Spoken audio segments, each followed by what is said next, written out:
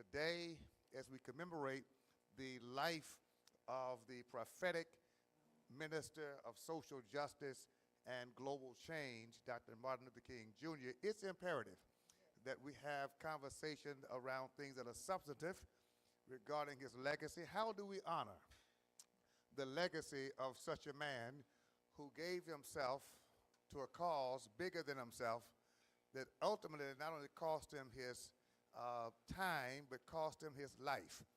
And how do we honor that? How do we show homage to the life of a man who was willing, in the words of Dr. Virgil Wood, he was willing to go all the way to the cross. Willing to go all the way to the cross. That's the unique model in the man that we have, one Martin King Jr. To that end, we're going to have a robust conversation this evening, and we will have space for audience interaction. And so as you're listening, if you have a question or a comment, please prepare to give that concisely upon the due time. But do know that we appreciate so much your very presence here on today. There will be other people joining us. Congresswoman Sheila Jackson Lee will join us soon. When she comes, we're going to welcome and honor her as she deserves to be honored, of course. Our County Commissioner of Precinct 1, Harris County Precinct 1, just came by to show his support. He is on his way to the airport, but he deviated and said, I've got to stop by just to say he is in support of us having a robust conversation. And others will drop in as well. I may have sent his greetings. I spoke with him just earlier this afternoon. Obviously, he has had a full weekend, and we encouraged him to do what he should be doing. I hope is getting some rest because that job is 9 days a week. It absolutely is 9 days a week. I want to ask us to begin with a word of prayer. If you would just bow your heads right where you are. Eternal God, our Father, we thank you that you blessed us to have the privilege of sharing these minutes together. We ask that your presence with us will be profound and prevailing, and that ultimately our conversation will be inspired by your spirit, the same spirit that Dr. King embodied and that empowered him and fueled him to serve you in the way that he did, that made life better for all of us. We thank you for each person here this evening for their interest and for their investment of time and other resourcefulness in order to move the agenda of freedom and equality forward at such a time as this. Thank you for the NAACP and all of the difference that has been made throughout the breadth and width of our country, even around the world, through this venerable organization that serves to uplift the oppressed and to liberate those who are in bondage, to eradicate our society of those diseases called racism and discrimination and bigotry that we have suffered with these many years. Thank you for the ongoing work of the NAACP and all of us people of faith. We give you the glory in advance in the name of our Lord the Christ. Amen. Amen. Now, before we get into the critical conversation, I want you to do something for about 60 to 90 seconds. Look into your right or to your left. Anyone whose name you don't know, if you're not touched their hand, say hello, greet somebody, meet somebody, so we won't be strangers in a room like this. Would you please do that?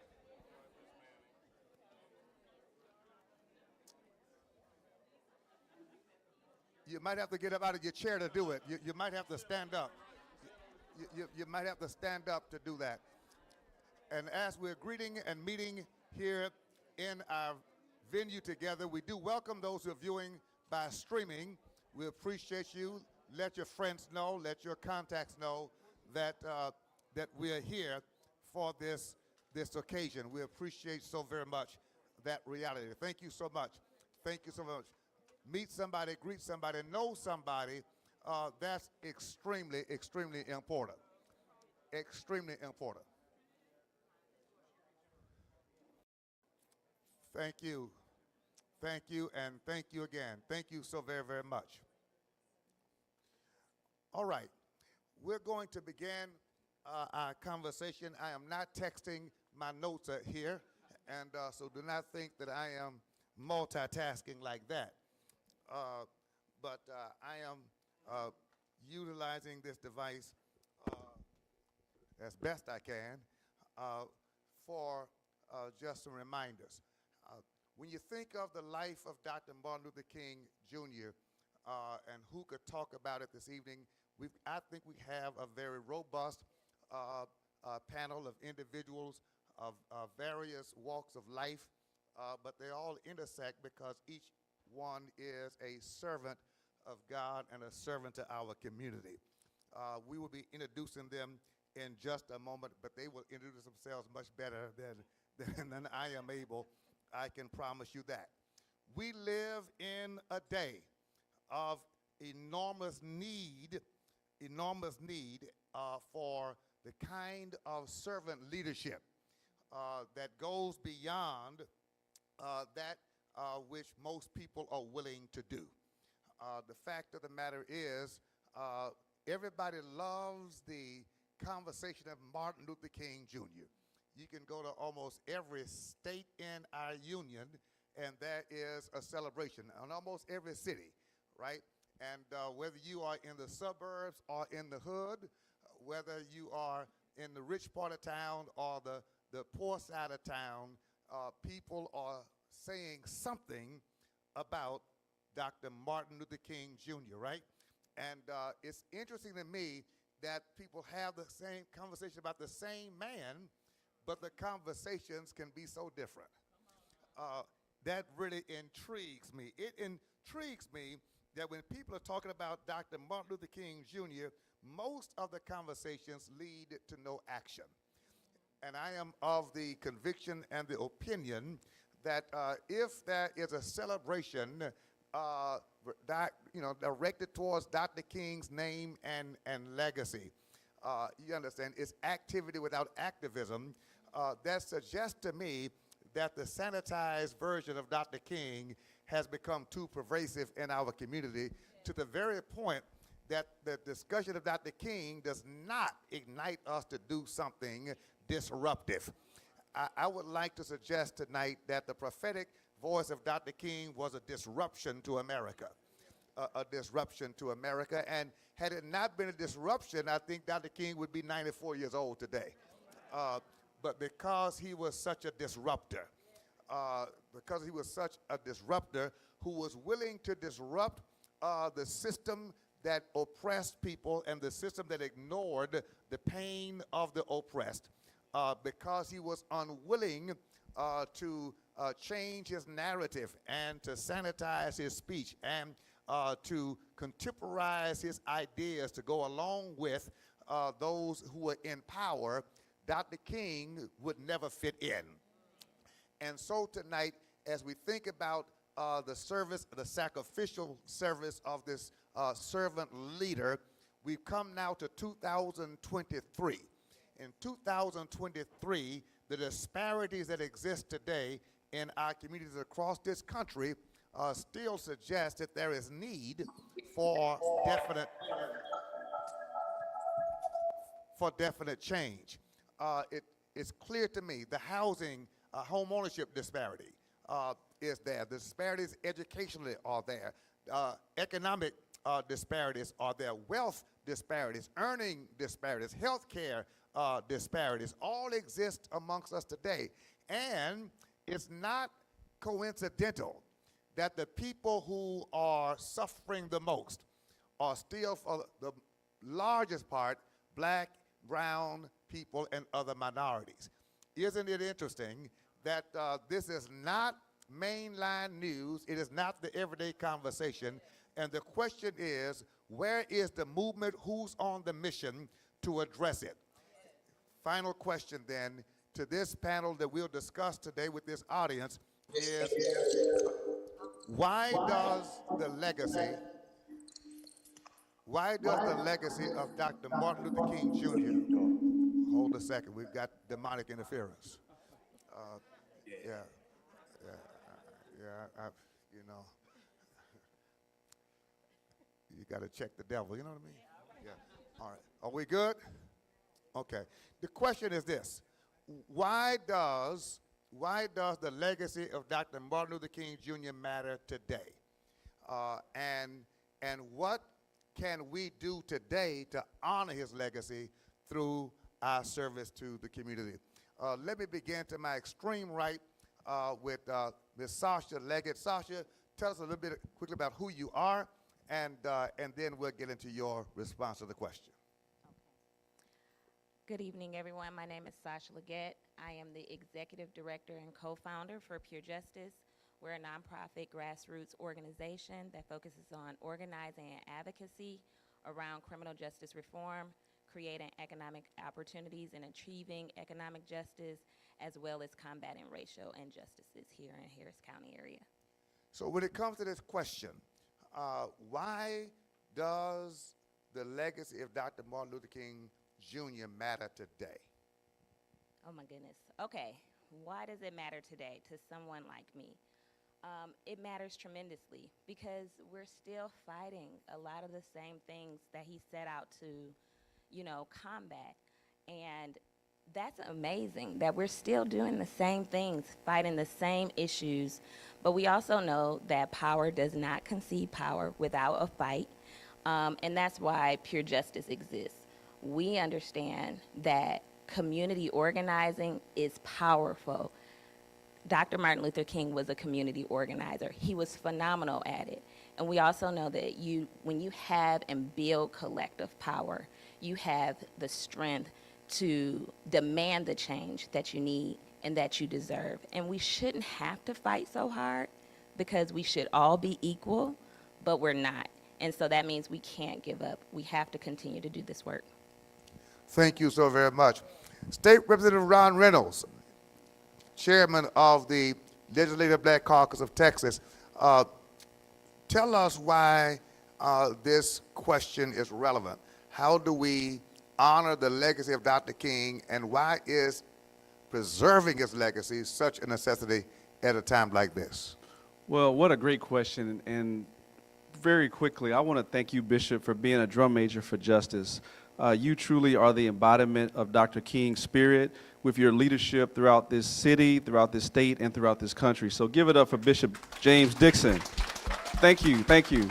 So Dr. King was a catalyst for change. He really was a Moses of his generation. He really led our people through a tumultuous time that he risked his life every time he went out. He sacrificed his family. He did everything he could, using what God gave him to help eradicate discrimination. He really fought hard against racial suppression. He fought to end Jim Crow. He made tremendous strides. We all stand on his shoulders today. I, for one, will admit that I wouldn't be a state representative if it had not been for the sacrifices that he made for our freedoms. He fought and was able to help get the Voting Rights Act of 1965 passed. And when I think about 2023, why is it still relevant? It's because states like Texas are doing everything they can to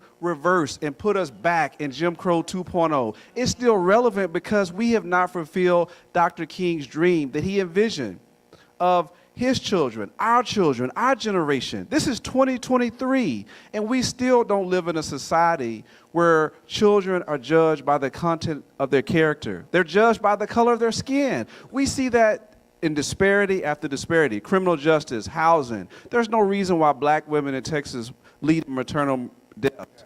There's no reason why we still lead in unemployment, in incarceration, longer sentences, police brutality. You can go on and on. So it's still relevant in 2023 that we continue to press on and fight for racial equality and fight against the system of oppression that so many minorities face, even in 2023. So I'll finally say, many people thought with the election of Obama in 2008, maybe we had reached that point. Perhaps we were living in a post-racial America.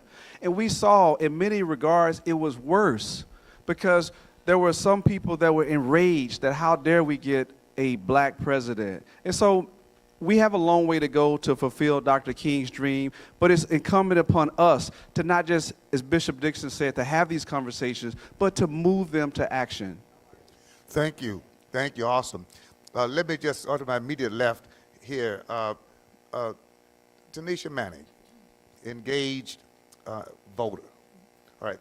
Tell us about your organization, and then tell us why you're here and why this discussion about Dr. King is relevant to your core mission.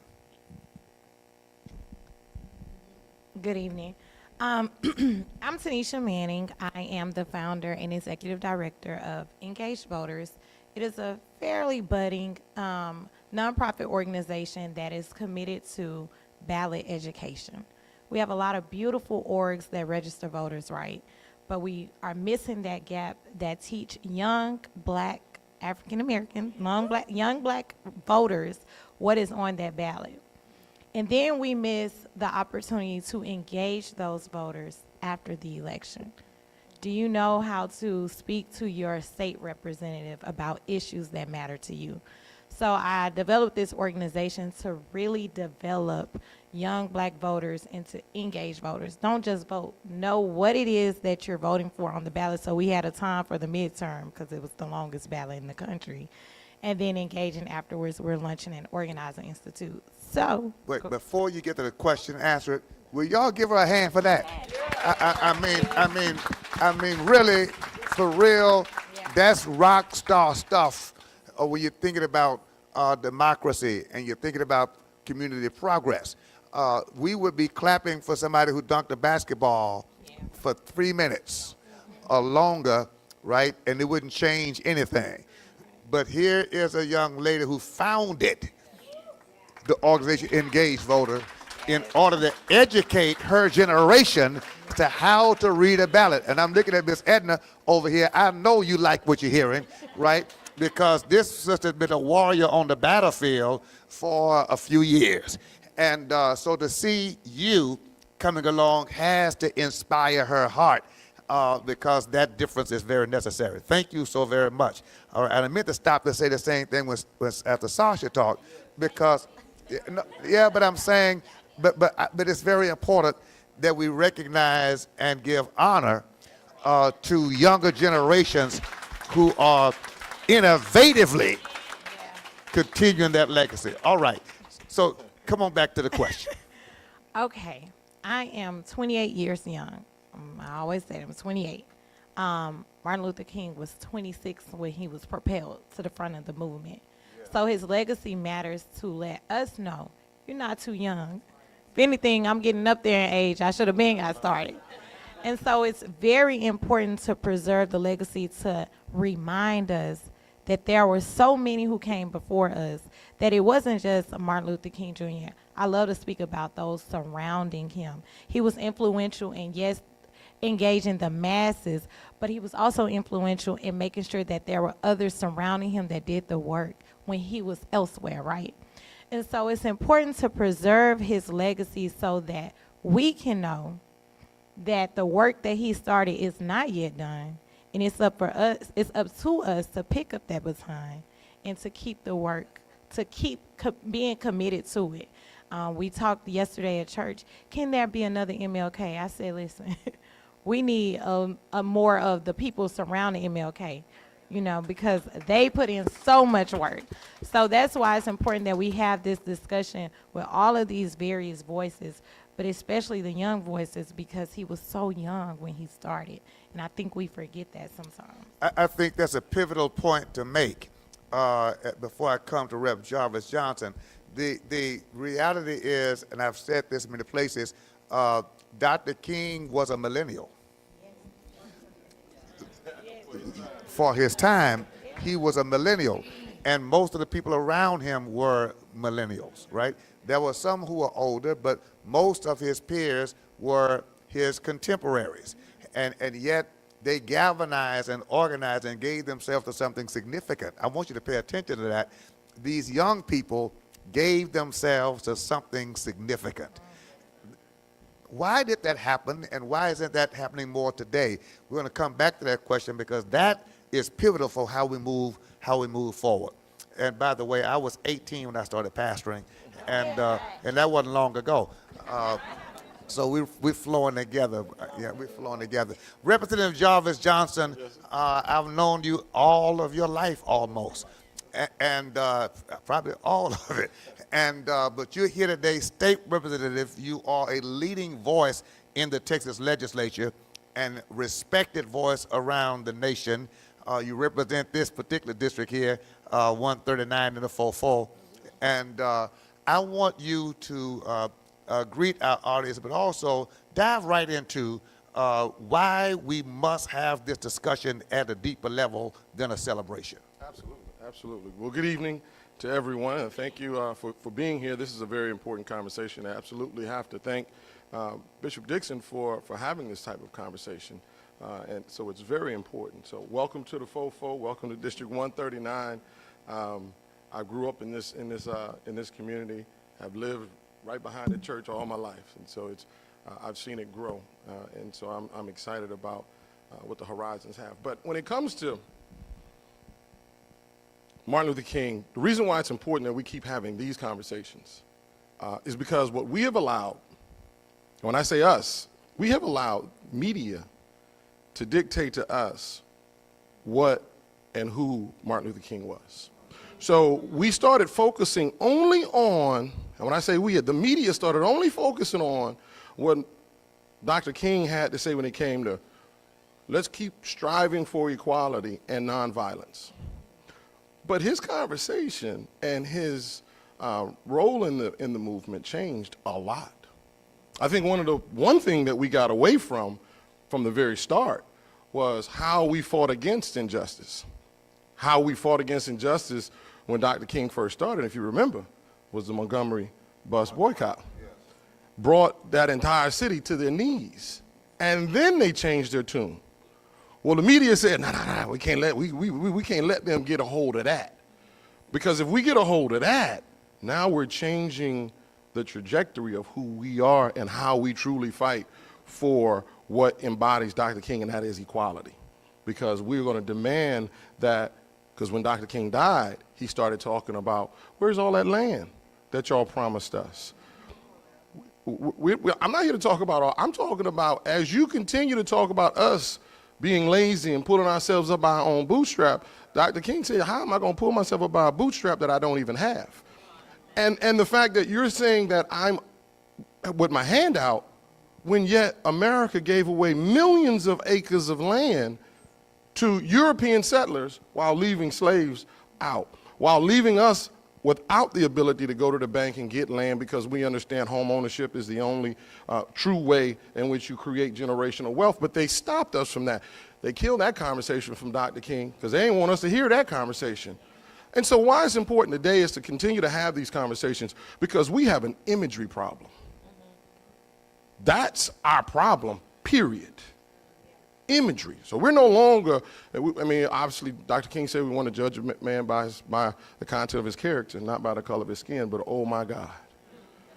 They see my skin before they know me. They just already see who I am. So they've already made in their minds, because television told them who I was. Because when you guys are looking at television these days and it's not registering you, you're not seeing a whole black family on television. Please don't pick out the onesie and twos. What about Blackish? And what? No. Look at overall. They won't let us have a whole family. So they're going to make sure the black man is absent.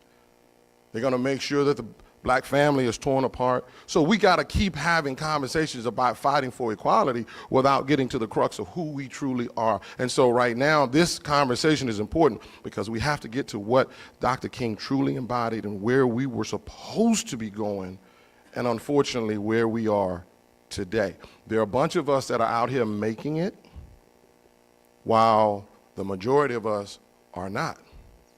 And we're not understanding how to have Sankofa, and that is to reach back. We have to reach and pull. And so the sacrifice that all of our brothers and sisters in the 60s made, I'm not going to say it goes for naught, because I ain't got to sit in the back of the bus. I'm not going to say it goes for naught because I don't have to, drink from a nasty water fountain. It's not going for naught because we have some progression. But today we got movement, and movement does not equal progress. It's just moving around. It's time to move forward.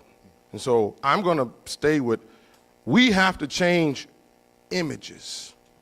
That's why, as a black man, a police officer sees me as a threat when you can have a kid over here with a whole fully automatic weapon, and he will not be killed, he will not be shot at, he will be talked down while I'm simply standing there with my hands up and I get shot. Why? Imagery. It goes to maternal mortality, it goes to health care, it goes to education, it goes to everything. They think our skin is still too thick. That's why they can't, the needles don't go in all the way. So that's why maternal mortality is so big. I can go on. Thank you, sir. I'll keep going. No. As we think about the message of Dr. King and the mission of Dr. King, and I know that we talk a lot, and we should, about the public accommodations issue. That was huge then, right? Can you stay in a hotel? Can you eat in a restaurant? Can you shop in a store? Can you live in a certain neighborhood? It was public accommodations. Can you drink from a certain water fountain? Can your kids swim in the same swimming pools? Can you attend the same amusement park? Those public accommodation issues. Now, we're not dealing so much with public accommodation issues today, but what we're dealing with, and Dr. King's message and mission was deeper than that, obviously, Representative Reynolds. We talk about Dr. King as a disruptor because he challenged public policy, right?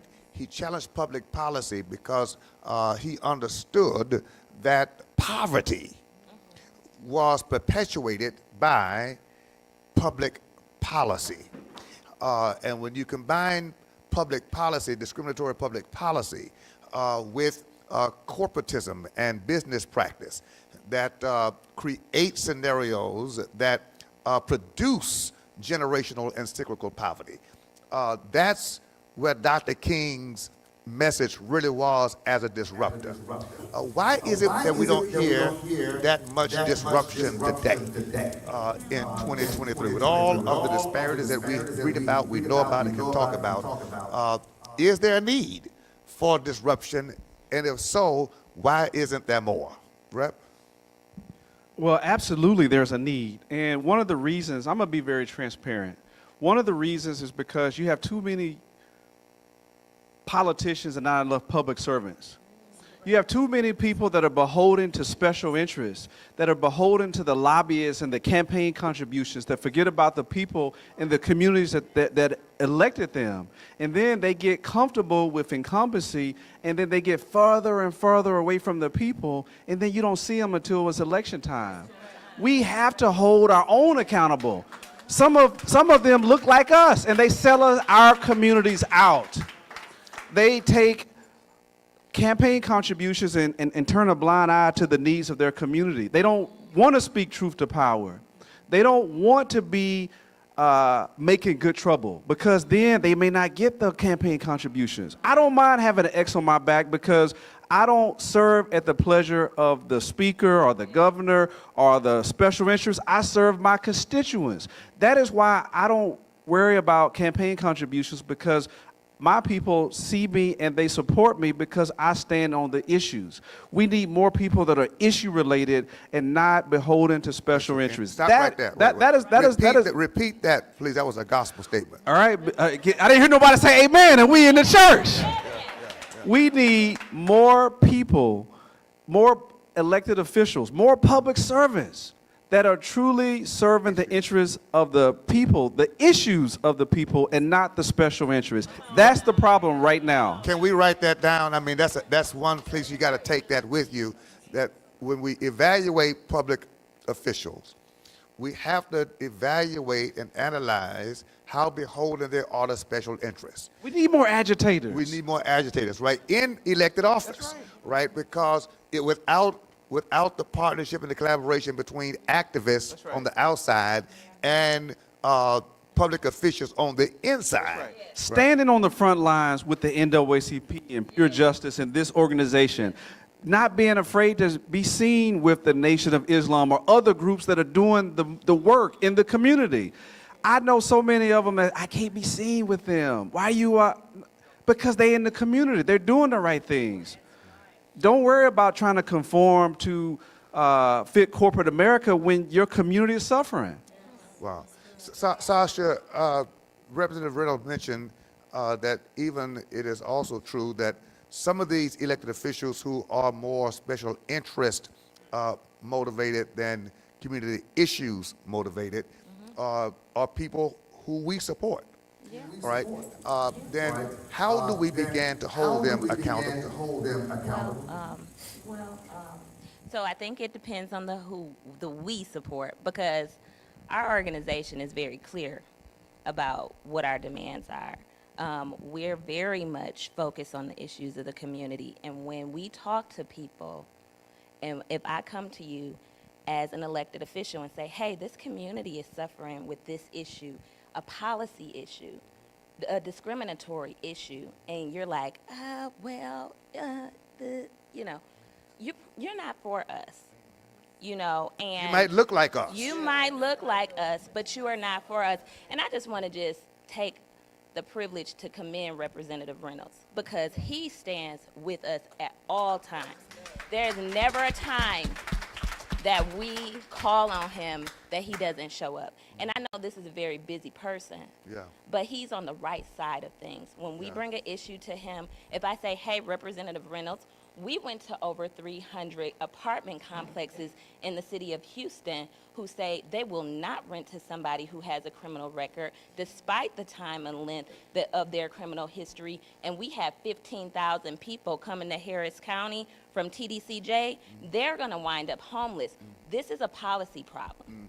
And we need to address that kind of a policy problem, because over 50% of the homeless population in Harris County are African American. Right. Right. And we need to do something about that. And if I bring that to the attention of Representative Reynolds, he's going to want to sit down and talk about how we deal with it. Yeah. I think it's important that we really focus on this, because individuals who are policymakers will be influenced either by special interest or by those people who are suffering with the issues. That's right. Right? That's right. And let's be clear that special interests have lobbyists. Yes. They are able to pay big dollars to lobby for their own concerns. And the truth of the matter is, as I'm sitting there thinking about this, we often are not in the conversation. That's right. Right? We're at home, we're at work, we're feeding the kids, walking the dog, and special interest has invested in the mechanisms to push their policies. Every legislative session, both state and federal, and of course local, always investing in that while we're preoccupied, right? So we really need to discuss how we engage that and how we begin to have critical conversations on the front end and while the sessions are going on. I'll say this, and I'm coming to you, Tanisha, for response, because if we don't impact elected officials with our influence, for example, let me ask this of Representative Johnson first. I'm going to come back to you. Have you ever seen a lobbyist in Austin funded by a collective group of faith-based organizations from our community? From our community? From our community. Oh, yeah, no, from our community. From the other side. Okay. What they call them? What they call them? The conservatives. Evangelicals. Evangelicals. All right, the evangelicals. Evangelicals. Oh, no. All right. No, so here's my point. So the evangelicals invest in their legislative agendas. They pay lobbyists whose full-time jobs are to be in the offices of elected officials lobbying for policies. But let me just be even more specific. The black church doesn't have such an apparatus. So we see the elected officials when they run for office, and come to our churches.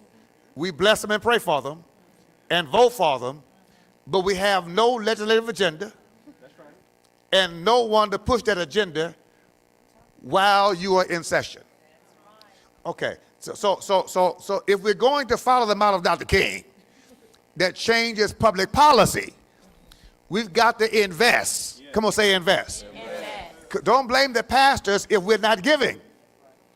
All right, so the pastors have to be able to say, hey, y'all, we're raising money to pay for the advancement of our legislative agenda. Am I making sense? Yes. And we need people at the local church levels who are helping to make that happen. Yes. Because the church gave us Dr. King. Yes. Oh, I wish you could just say that out loud. The church gave us Dr. King now. Okay. Tanisha, I'm sorry, I'm supposed to come to you. You ever seen of us that? That's the one I was trying to make. No, we haven't done it, but I will take this one step further because I think you and I have had this conversation. The black church is the black bank, period. What we have to do is get all our pastors. Every pastor, even Eggers Home, said, you know what, we're just going to go to one bank. And you can put your own account. You got your own account. But everybody going to go to the bank of Fofo and put their money. Now, what happens is, guess what the church get to do? Because those that keep denying us our home loans, now the power of the church says, we're going to put all our money in your bank. And what we want from you is to make sure that you're having either more home ownership opportunity classes or make sure that these loans are going to be approved. And we got the money to back it. The reason why we can't do that is because we can't come together just to simply say something as simple as that. If we just simply took, because we got the biggest business out there. We just got to make sure our businesses are being good stewards of the resources that they've been given. Then from there, our churches have the power to then collectively come together, come down to the state, go to DC, and then start demanding things. But I want to make sure that we have something very clear. Because when you look at Dr. King, and during the civil rights era, we knew what we were fighting for. We knew exactly what we were fighting for. We knew we were fighting for the opportunity to vote. We knew we were fighting for the opportunity to be able just to go to a public park. We knew what we were fighting for. Today, what are we fighting for? Because there's so many of us that, we can go to any school we want to. We can go to Lord Taylor, and is Lord Taylor still around? We can go to, all them expensive places. We got Uchi, Ruchi, Gucci, and everything else. So we've made it. So a lot of us have lost the determination, have lost that desire to fight. Because you eating. Well, let me tell you what we're fighting for. I know we're fighting. Isolated success. We fight for individual success. And once I've reached the modicum of success that satisfies me personally, then my fight is over. That's why it's difficult to get us in the fight of collective concern, because we are now raised to think me and not we. There you go. All right. Can I say this before, one more thing? One thing. When you think about, as we talk about elected officials, there's one thing that we do is we get tricked. That's why they call it politics. It's not politics, it's politics. Because you're voting for somebody who's got the most name ID. So what you're getting is when somebody comes to the body and they say, if you vote for me, I'm going to do this for you. If you vote for me, I'm going to do that for you. But the question has to be, what if I don't vote for you? What you going to do? So it's all about your actions and not your promise. We got too many people that want to make promises. I want to be your doctor. If you let me be your doctor, I'm going to make sure I cure you. You're going to say, well, let me see your resume. We don't look at the resume of those that are seeking office. So when it comes time to the fight, they never fought a day in their life. And so how do we expect them to fight if they've never fought before? They've never rode the bus before. They never had to struggle before. So how are you going to be on my team? So we got to stop looking at people who say, if you vote for me. demonstrate to me, and I will vote for you if you can show me, as opposed to asking me and telling me what you can do. Very, very good point. I say this: if you're in your early 20s, I'll give you a chance based on what you say you will do. You're in your early 20s. You're starting out. You've got aspirations, and so if I think you have the potential, I might give you support. But now, if you're 35, tell me what you're gonna start. You were 18. You were 18. Yeah. You was in Yeah, the pulpit. I was in the pulpit, and I was out there on the street too, Exactly. doing the work. But I said, so you, at some point you got to have a testimony and a track record. Tanisha, talk to us for a moment about how difficult it is to organize. Sasha mentioned this, that Dr. King was a community organizer. To start an organization, you have to be a community organizer, and you are young, engaged voters, a young organization. I'm sure you've already met with the fact that it's not so easy to do that. What challenges are you facing, and how are you dealing with that? Number one challenge is the lack of knowledge. And we brought up policy. I went to law school. I do not practice law. I tell everybody that. By my second or third year, I realized we need litigators, but we also need policymakers. In my career job, I'm a policy advisor because a lot of the issues that the Black community faces lies at the laws, right? And so I wanted to wake up every day to try and change the policies. But the thing is, I'm just me. I could have a room of 18 and 35-year-olds, the same amount. They couldn't even understand, first of all, what is a policy, right? There is a lack of knowledge in my generation and beyond, because throughout the midterm campaign, I was meeting even older individuals who didn't realize what policies were attached to certain officials on those ballots. So the number one issue is me having to go back through what we should have learned in school, the structure of government, the issues and the authority that certain positions have, and how those two tie together. Number one issue. I can't even get you to register to vote because I have to explain to you how this is impacting you. So that's the first thing. Second thing, we don't understand the power in our votes. Elected officials know exactly how much power the voters have, especially the Black voters. The issue is that Black voters do not know how much power they have. So everything that elected officials do, they can get away with it because they know, especially those that don't look like us, they know, well, we ain't got to worry about them because they're not going to show up. I cannot wait to the day, because it will happen, where I have a group about 50 engaged voters, young Black ones, with these shirts on, to come into an elected official's office and say, these are the policy issues that we have, and we know that you are on the ballot, and here's what we're gonna do. If I don't vote for you, like you said, instead of, what are you gonna do if we vote for you? No, we're telling you, you have 50 votes sitting right here. If you do not agree to this, then we will gladly take our 50 votes elsewhere. So lack of knowledge and understanding the power and the impact in 2023, even though so many have told us and fought for our votes, our voting rights, but we just don't see the connection. And I want to just jump in real quick on what Tanisha is talking about, the challenge, especially like in this generation, organizing people around the importance. And social media has tremendous influence.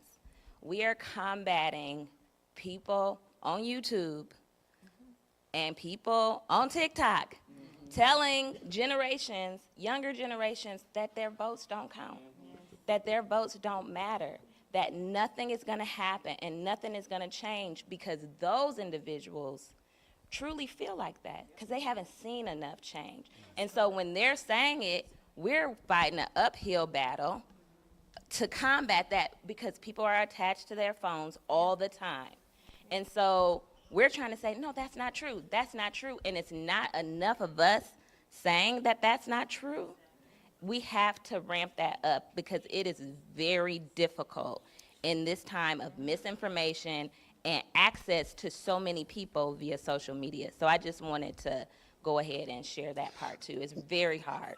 Very hard, very difficult. And I think that we've got to really appreciate the fact that in 2023, the John Lewis Voting Rights Act has not been passed.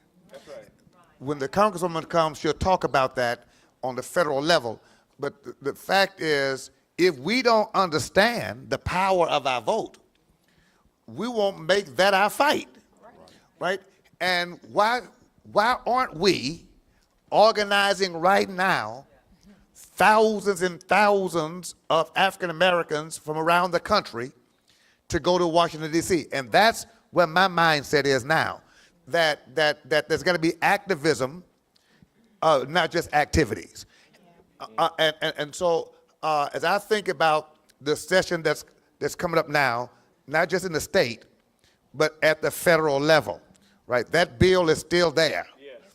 We need to be, and I want to know, will you all help organize so that we can take thousands of people like us in this room? That's right. What's interesting to me is that the insurrectionists were not lacking support. Y'all won't say amen now. I said the insurrectionists on January 6th, when they stormed the nation's capital, they were not lacking support. I need to say that once more time for the people in the very back of the room. The insurrectionists who stormed the nation's capital with the intent to do bodily harm, physical harm, and even to maim and kill, and to overthrow and throw out the vote, they were not lacking support. Can we give them a hand for showing up? I mean, at least they showed up. And I'm saying that if we do all of our talking and don't show up, then we are complicit. We are not answering the call to serve. And that's what Dr. King did. Dr. King and his contemporaries and his supporters organized and showed up. And what I heard Tanisha say earlier, and she's wise at 28 years old, she said, the question is not how many of us can become Dr. King, but how many of us can work with somebody and you not be the Dr. King. Pastor Fields, I have said often that anybody can follow a dead leader because you don't have to go anywhere, right? But can you follow leadership in your time who dares to lead in a way that brings about real change and substantive? I get passionate about this because as we sit here tonight talking about Dr. Martin Luther King Jr. and his legacy, how to honor it, you're registering people to vote and educating them to vote. Sasha is a policy person by profession. She's a policy expert and a lawyer, right? So these are educated young sisters who are giving their time to a nonprofit movement. You ought to give them a hand for that, just by itself. The representative mentioned that, you know, we all now can wear what we want to wear, the fashion, the Gucci and the Rucci and all the stuff, all that, but often we're all flash with no cash. You understand that too, right? But individual and isolated success does not lift all of us. What can we do to begin to now engage more of our present generation in the matter of educating them? And what can the church do? What can community organizations do together? The NAACP has voter registration, and we try to do education. But is it not necessary that we begin on a community level, city by city, to unite and organize ourselves so it's not the NAACP over here, Pure Justice over here, That's right. and engaged voters over here, and the Urban League over there in competition. But the need for collective coalition building so that we can embrace an agenda that is clear, and our actions now involve a mass moving in the same direction Is that not essential, Representative Reynolds? Absolutely. Each and every one of us, I think, must answer the call that Dr. King said, where he said that life's most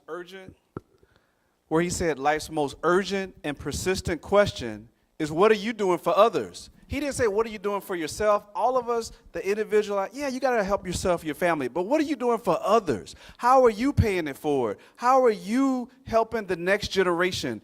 We all stand on the shoulders. I heard Congresswoman Sheila Jackson-Lee said it every day that she's staying super tall because she's standing on the shoulders. Every one of us. Nobody got up there by themselves, unless we never forget those sacrifices. So, Bishop, we have to all answer that question. How are we collectively working together to build our communities?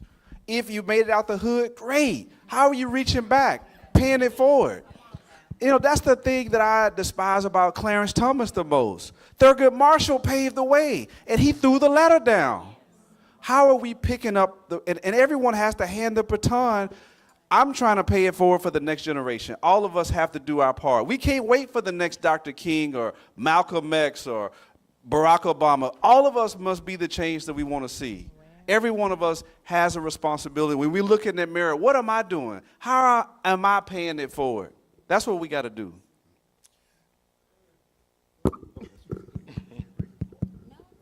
Well, let me say that if we follow the models that came before us, like a Thurgood Marshall, and like an MLK or W.E.B. Du Bois, who Martin King was mentored by, right?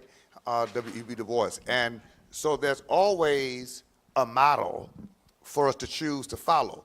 I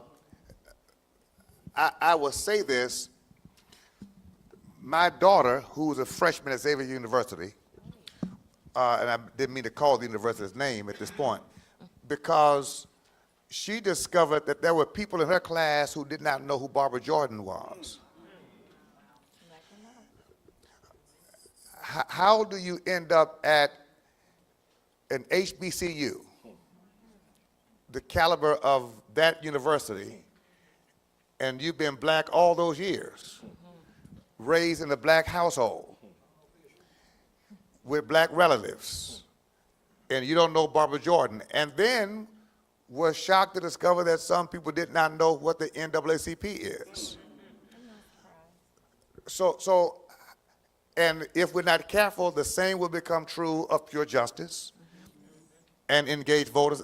I promise you there's 1 million young adults out here today who are not paying attention to your social media messaging and to what you're putting out. How can we begin to take Dr. King and contemporize his message and his mission to the point that it becomes palatable and accessible to the generation that's so disconnected? Well, yesterday we had a young adults panel at church, and we said the anointing does not stop with a generation. The same thing, a movement does not stop with a generation. And the question that you initially asked about getting all these organizations together is such a multi-layered discussion that needs to be held. And I have it with my peers. We look at the NAACP and even the Urban League is like the foundation, right? And we're new. How do we come together and understand, yes, we have to stand on the foundation, but we have new methods, right, that can reach our generation. And just like individuals struggle with putting themselves first, some of our organizations, and it's a tough conversation to have, but some of our organizations that have been here for so long, they don't like to not be in the spotlight either. And so you're trying to pump me off? Never. But these are the questions that are asked. What are y'all doing? Y'all trying to say we don't need NAACP? No, we need y'all. We have to learn. Y'all been long-standing longevity, so clearly we need y'all. But there are other gaps, because I wouldn't have created my organization if there wasn't a gap. We all need to be at the table, but it's a lot of layered conversations that need to be held about why we are all not at the table. So then the place to do that then is in closed door conversation. Yes, stop taking it to the media. This is not a conversation for everybody else. It's for us. So I think that it is healthy for any family to have multi-generational conversation. And by the way, any family that's not multi-generational is anemic and weak and not going to live long, right? So I think it's important that those who are a little ahead realize the necessity of reaching back, as Ron was talking about a few minutes ago, and that those who are coming behind reach up at the same time.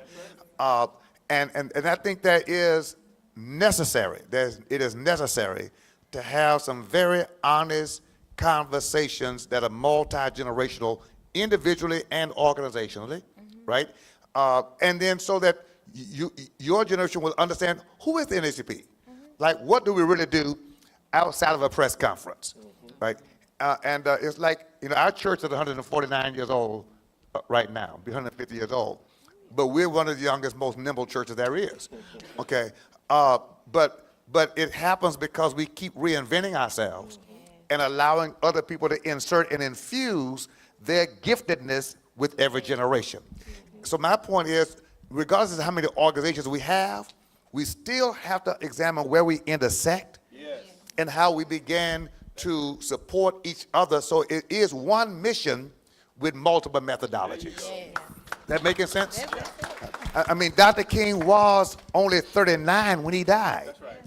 And one of the issues that Dr. King faced as a young Baptist preacher, remember that he was a young black Baptist preacher, right, with great ideas, vision, and insight. I mean, you listen to Dr. King's voice, you can't believe he was in his 30s. That's right. I mean, who listens to Dr. King and says that's a young man?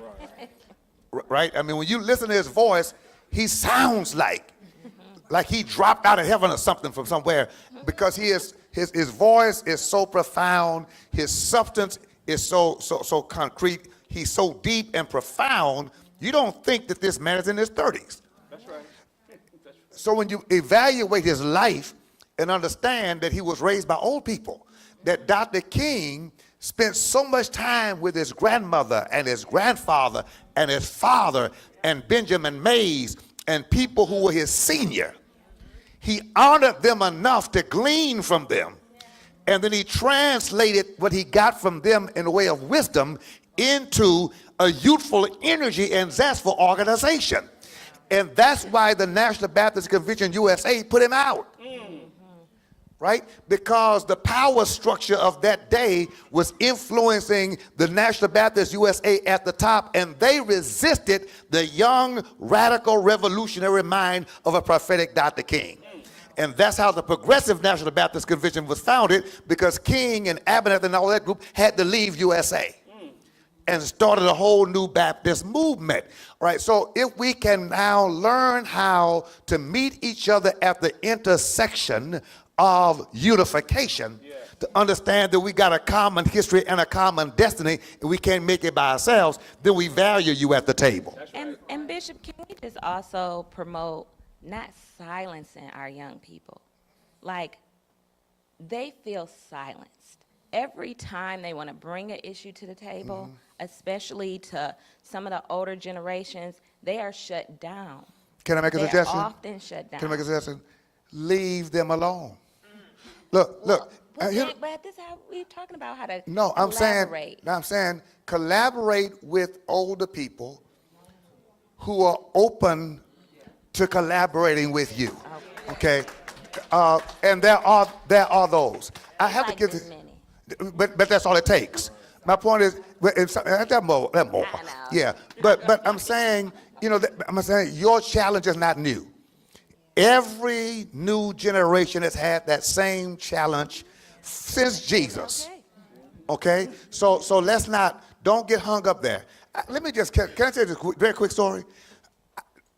People ask me, man, I want to be like you. Well, I didn't start doing what I'm doing. I got invited to a meeting concerning HISD when I was 19 years old. I'm a new pastor, I'm young, excited, and had a speaking gift, and I get invited to this meeting because Dr. Elizabeth Spates, who was on the HISD school board, had two young daughters who wanted to join my church. And Liz Spates would not let them join my church until she vetted me. She literally came to my church on a Sunday, listened to me preach, asked to see me after service, and spent 15 minutes with me, asked me questions. And then she says, well, I am convinced that you have at least enough God in you. I'll allow my daughters to join your church. I mean, she vetted me just like that. And you know what I said? Thank you, ma'am. That was it. A few weeks later, I get this call from her inviting me to go to an HIG school board meeting at the home of the late Dr. J.B. Jones, Edith Jones' husband, in Third Ward. I had never been in a Third Ward mansion in my life. I'm in that meeting with Reverend Lawson, Howard Jefferson, I think Judge Green was there as well, several others. I'm the youngest thing in the room. They're discussing HISD major issues. What do I say at the table? Nothing. I say absolutely nothing. Nothing. I wouldn't dare share my idea. Because you honor elders by being quiet. That's when they ask you to speak. You don't speak first. Now, this is a lesson your grandfather, people, you get me? So I'm sitting at the table. I said nothing during the whole meeting. And then they got near the end of the meeting and said, well, we got to have a press conference. Who can lead it? And Elizabeth Space says, we got a young preacher at the table that introduces some of y'all, young Reverend Dixon. He can really speak. And I think he's courageous, he can speak, and he can lead the way. And man, I was like, wow, this is my shot. I mean, I'm sitting there saying, I'm about to get the lead and speak at HISD. And Howard Jefferson said, hell no. I didn't know Howard Jefferson. I'm like, who is this old Negro hating on me, gonna shut me down, and I don't know him? He said, I'm not gonna let y'all do it. And I'm like, what? He said, this young man is too young. He said, if he's all that lives like you say he is, let's protect him until he's strong enough to face that. Because if he gets out there too fast, he'll get killed too early, and we'll never know how great he could be. Wow, that's deep. I sat back in my chair. And after that meeting, Howard Jefferson took me into a room alone and said, young man, you don't know me. You probably think I was trying to kill you, but I was trying to save you. He said, now, if you trust me, let me give you my phone number, and I'll be your mentor. And that's how I developed. I'm the president of the NAACP today because I listened to Howard Jefferson. That's how I met Reverend Lawson. That's how I met. That's how my relationships grew in this city. And they transferred leadership to me progressively. Because you only make the transfer as an older person or somebody you trust. Not talent, but trust. So I'm saying I've been through those pains, and I'm saying there are a few older folk like Ron Reynolds, you know, and Rodney Ellis. A few older folk, they're mentoring us along, and but they care enough to guide you and not stifle you and then push you. The first time I ever really led something, Reverend Lawson and Howard Jefferson and I met with an HID superintendent. And in the meeting, near the end, the superintendent said, well, Reverend Lawson, I'll call you back with the report. Reverend Brother Jefferson, I'll give you an update. And both of them said, no, you won't. We are the present and the past. Reverend Dixon is the present and the future.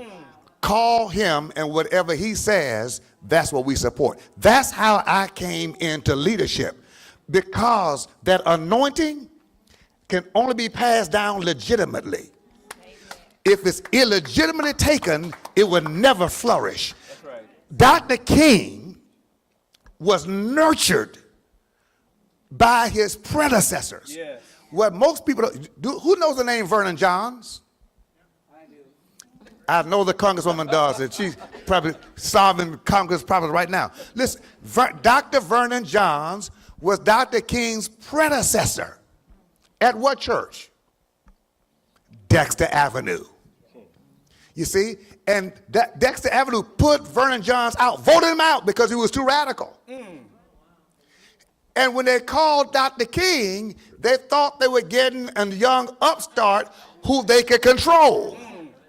But Dr. King was smart enough to do what? Consult with Vernon Johns in private. And Vernon Johns mentored Martin Luther King. He had a PhD, but he sat at the feet of his predecessor that had gotten voted out the church. If there was not a Vernon Johns, there would not be a Martin Luther King Jr. Somebody ought to give God some praise, because I'm trying to tell you how this stuff works. Wherever there's a Joshua, there's a Moses. And we need to become the Joshua generation who understands that we learn from the Reverend Lawsons, and we learn from the Howard Jefferson, we learn from the Martin Luther Kings, we learn from that generation that did it, because they were the ones anointed enough to change the Voting Rights Act, to get public accommodations, to get the Fair Housing Act. How do you get all that on what they had to work with? So I'm honored to be sitting next to you. And that's why y'all at this. You know why y'all here, right? Yes. Yeah, you're here because you're already modeling the kind of integrity that the new generation of freedom fighters have to have, and that's why we're here. Our Congresswoman has joined us. And we're so excited that Congresswoman Sheila Jackson Lee is with us tonight of the 18th Congressional District. And I'll say this about the Congresswoman. She's almost omnipresent.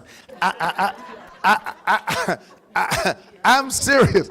I think she has a special hookup with God that she can be more than one place at the same time. But she's always there delivering substantively on behalf of her constituents in the 18th Congressional District and around the nation. Now, I want to say this, and I don't say this glibly so. Congresswoman Sheila Jackson Lee could run for Congress in almost any other state anywhere. People look at her not as a district congresswoman, but as the nation's congresswoman. And she's one of the few. Would y'all give her a hand tonight and welcome her presence with us? So, Congresswoman, thank you for joining us here on this evening. And I want to just ask you, if you jump right in, you are fighting at the federal level. Of course, wherever there's a fight for righteousness and justice, you show up there. But talk to us about why the Voting Rights Act, the John Lewis Voting Rights Act, and you loved and knew the congressman personally, who fought for so long. You understood the battle. You understood his passion, and you gave it all you have, and you're still doing that. Why is it that in 2023, we're still wrestling with such basic and fundamental rights as voting? Well, Bishop, if you would allow me to frame the response first by thanking you for giving us a cerebral moment, a moment that we pause on this day to really reflect on what Dr. King means to us, and why the larger audience that is on the highways and byways, the ones that are outside of this door, the ones that are in the east to the west, the south to the north, in Houston, who may be just getting home or knew there was a holiday today, but it didn't reach their level of importance, that they should take a moment to pause. I was glad to see such a richly diverse audience even here. And so to Sasha and Tanisha, grateful for the organizations that you've organized. I think it is important to know that when Representative Ron Reynolds represents the black legislature, he represents all people. No one can be elected and not have a potpourri of human beings in their district. So they may be a descendant of an enslaved African, but they represent Caucasians and Hispanics and Asians, Southeast Asians and Asian Pacifics and Africans, just an array of people, Latinos, of course, just an array of people. You can't help it in this community. So I know that it goes as well for the leadership of Representative Jarvis Johnson. He can't help but represent just a myriad of people. Let's make that very clear. Yeah. So when I want to enunciate what Dr. King means to me and what he means today, I want to be very clear that what I perceived him in the time of his life was that Dr. King did not follow the norm. Dr. King was outside of the norm. It is often said to elected officials, it's often said to appointed persons, it's often said to pastors, just stay within your lane.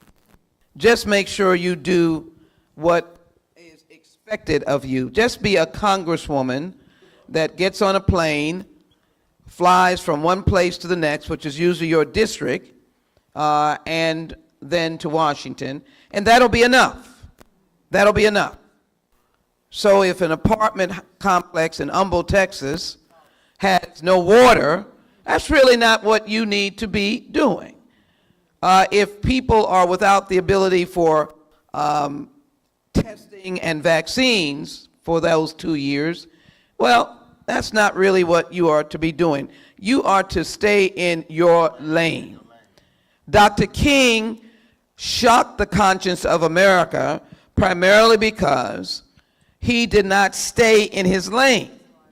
The pastors, the national pastors in Birmingham, it was the Birmingham pastors, and it was as well, they drew upon the national clergy, gave him the letter while he was in jail and said, brother, you are not doing what a preacher does. Stay in your lane.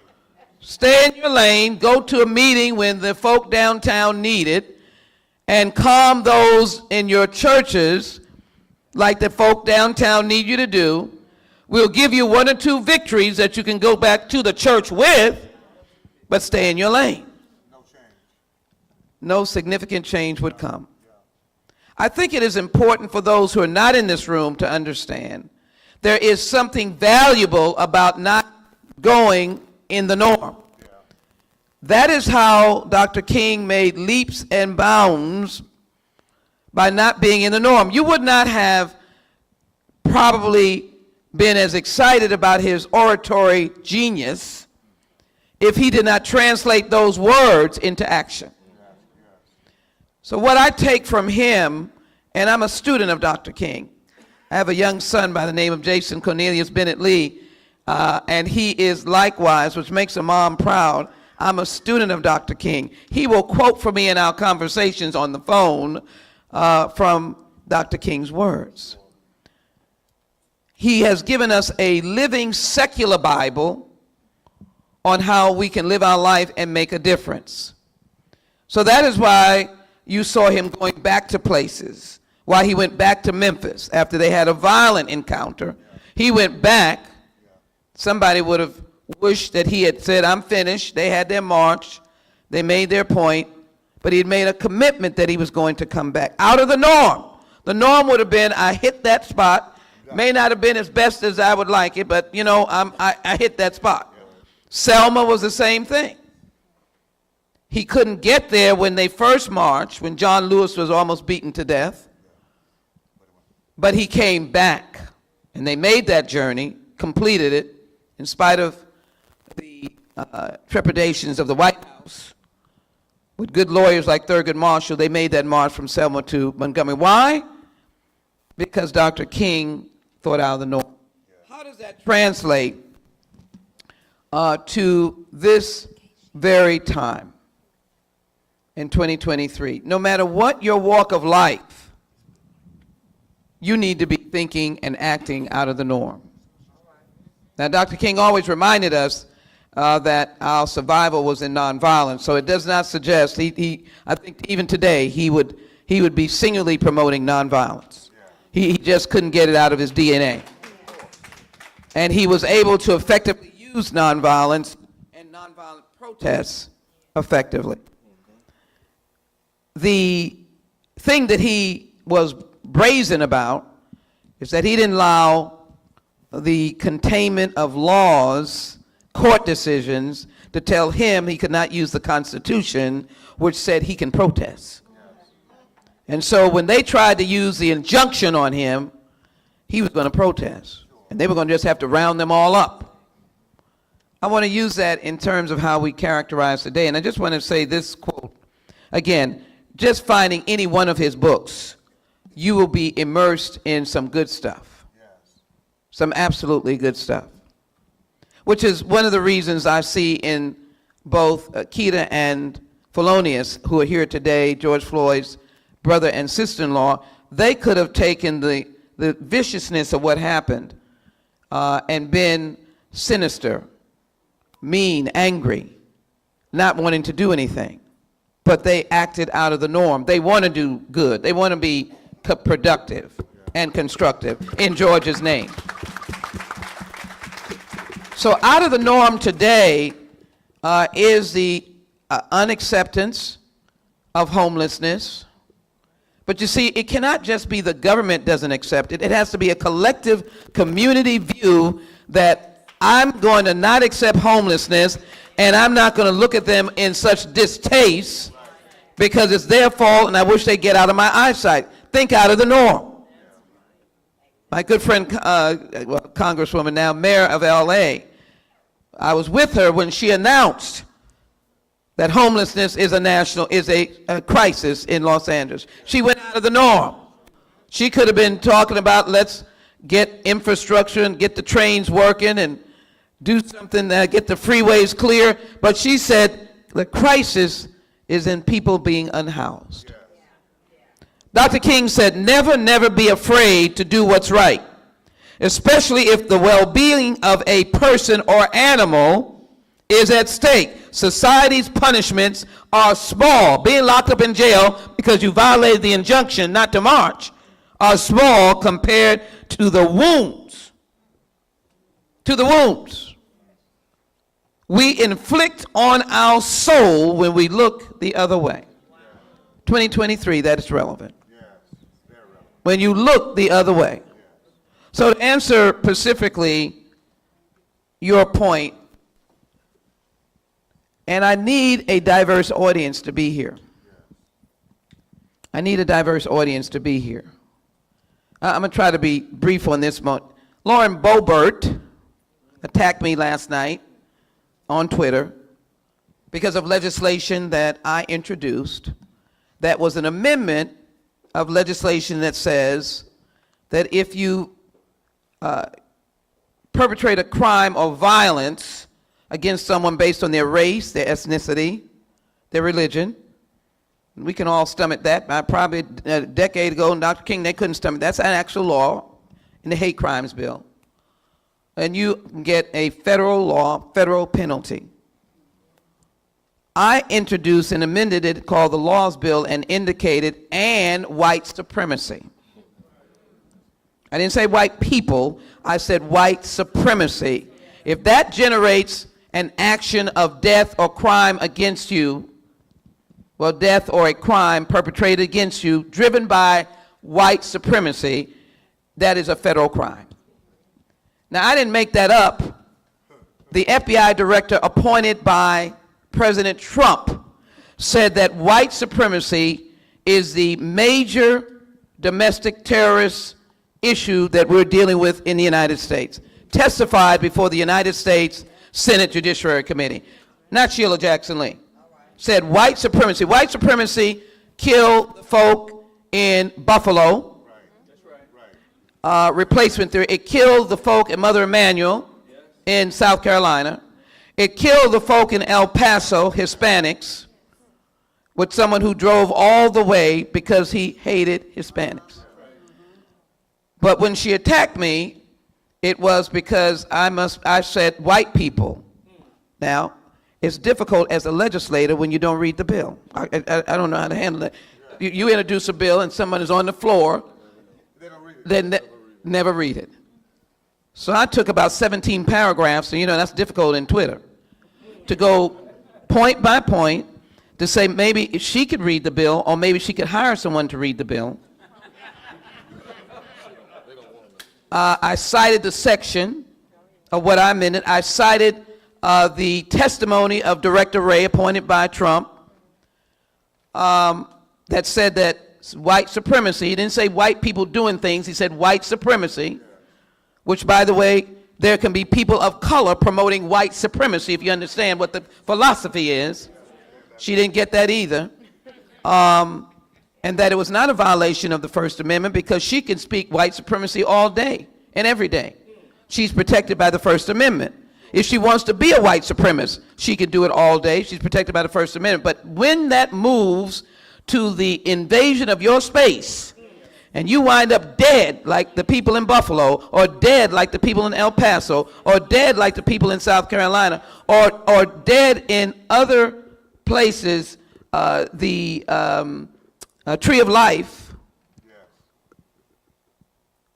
synagogue in Pennsylvania, that was an immigration issue, then you have taken white supremacy, and I have either been injured or you lost my life. I just quickly do that point to say that you've got to realize that we need out of the norm people. We need these folk that are out of the norm. We need legislators to be out of the norm. So what happens is, I'm going to bring you to this, what happens is that the John Robert Lewis Voting Rights Act, that is no less complicated than the 1965, it is, the concept is not complicated. It is being made complicated because the Shelby case wrongly said that we didn't need it anymore. Y'all already finished. There's too many of you anyhow in office or running or voting. And so once you took it away, and Justice Ginsburg said, you don't take an umbrella away in a rainstorm, and just because you don't see polio, you don't stop getting the polio vaccine. But Justice Roberts and the majority would not get their mind to understand that we as a people are always being limited. And our brothers and sisters that don't look like us, they need to jump in to be able to say, no, the voting rights. So what the fight is on voting rights is that we don't have enough folk that are different jumping in and saying, give these folks voting rights, because when you give it to them, it really is. When I speak about voting rights on the floor of the House, I talk about everybody. I said everybody needs an unfettered right to vote. Sure. Everybody should not have lights going out, plugs not working, machines not working, intimidating you at the polls. And I'm not labeling anybody at the polls. They're doing the rules of the polls. I want to finish on one point, Bishop, as you stand. No, please. Body language, but I'm. You got it. You got the floor. I yield. And so the difficulty of getting the bill passed is that we can't get some of our allies to be us, or even to be the folk in the community, because people crying out for voting rights looks like a mosaic. I don't want to be intimidated when I go to the polls, says an elderly person or a disabled person or a person that speaks a different language. Give me a break. I'm a U.S. citizen. Let me vote. One vote, one person. And so we don't have enough Dr. Kings that will think out of the norm, that's worried about what it's going to do against them, as opposed to saying that we're all better off if there is an empowerment of the American people to be able to vote. That we trust their judgment, as what happened in the 2022 election. On my side, we were not totally victorious, but we did something they had never seen before. We won in midterm elections. It was amazing because the American voter said, enough is enough. I could not tolerate, though they struggled to vote. They struggled to vote in Georgia. They were scared to death. We struggled to vote in Texas. And there are a myriad of cases around the nation where people struggled to vote because you did not have the John Robert Lewis Voting Rights Act. So we got it out of the House. You know, there's something about having a tough speaker like Nancy Pelosi. We got it out of the House, and we got to the Senate. And people would not think out of the norm, and they kept going around about the formula. How do you limit what states' jurisdictions will be covered by John Robert Lewis? And what I would say to them is, heck, let the whole country be guided by the right to vote and the protection of your right to vote. That will cure your problem. Once we said that, then there were people saying, oh no, I don't want a 50-state solution. Then when you start saying, well, then what states do you select? You're stuck. We're right here where we are. Let me just quickly go to this point, Bishop, just add it, because you know I'm going to get this point in. The point is that I need the broader community to accept what we need in the civil rights arena, in the healthcare arena, And if people begin to believe that what is good for people of color, in this instance, African Americans, because we stick out like a very large space. And our history is so significantly different from many other histories. Does not suggest that people's history is not valuable and important, but if you would accept without saying that we're trying to, in quotes, boast, and I know my friends would say, what is she saying? But we are the only population that came here and were slaves for over 200 years. That's true. And we cannot overlook, and for people to say, I wish they would get on down the road. I wish they would go on. Well, if that's the case, then we should easily pass the John Robert Lewis bill. We should, because people should say, well, that's a bill good for America. Oh, it has something to do with African American? No, that's a bill good for America. It's an American bill. That's what Dr. King marched for.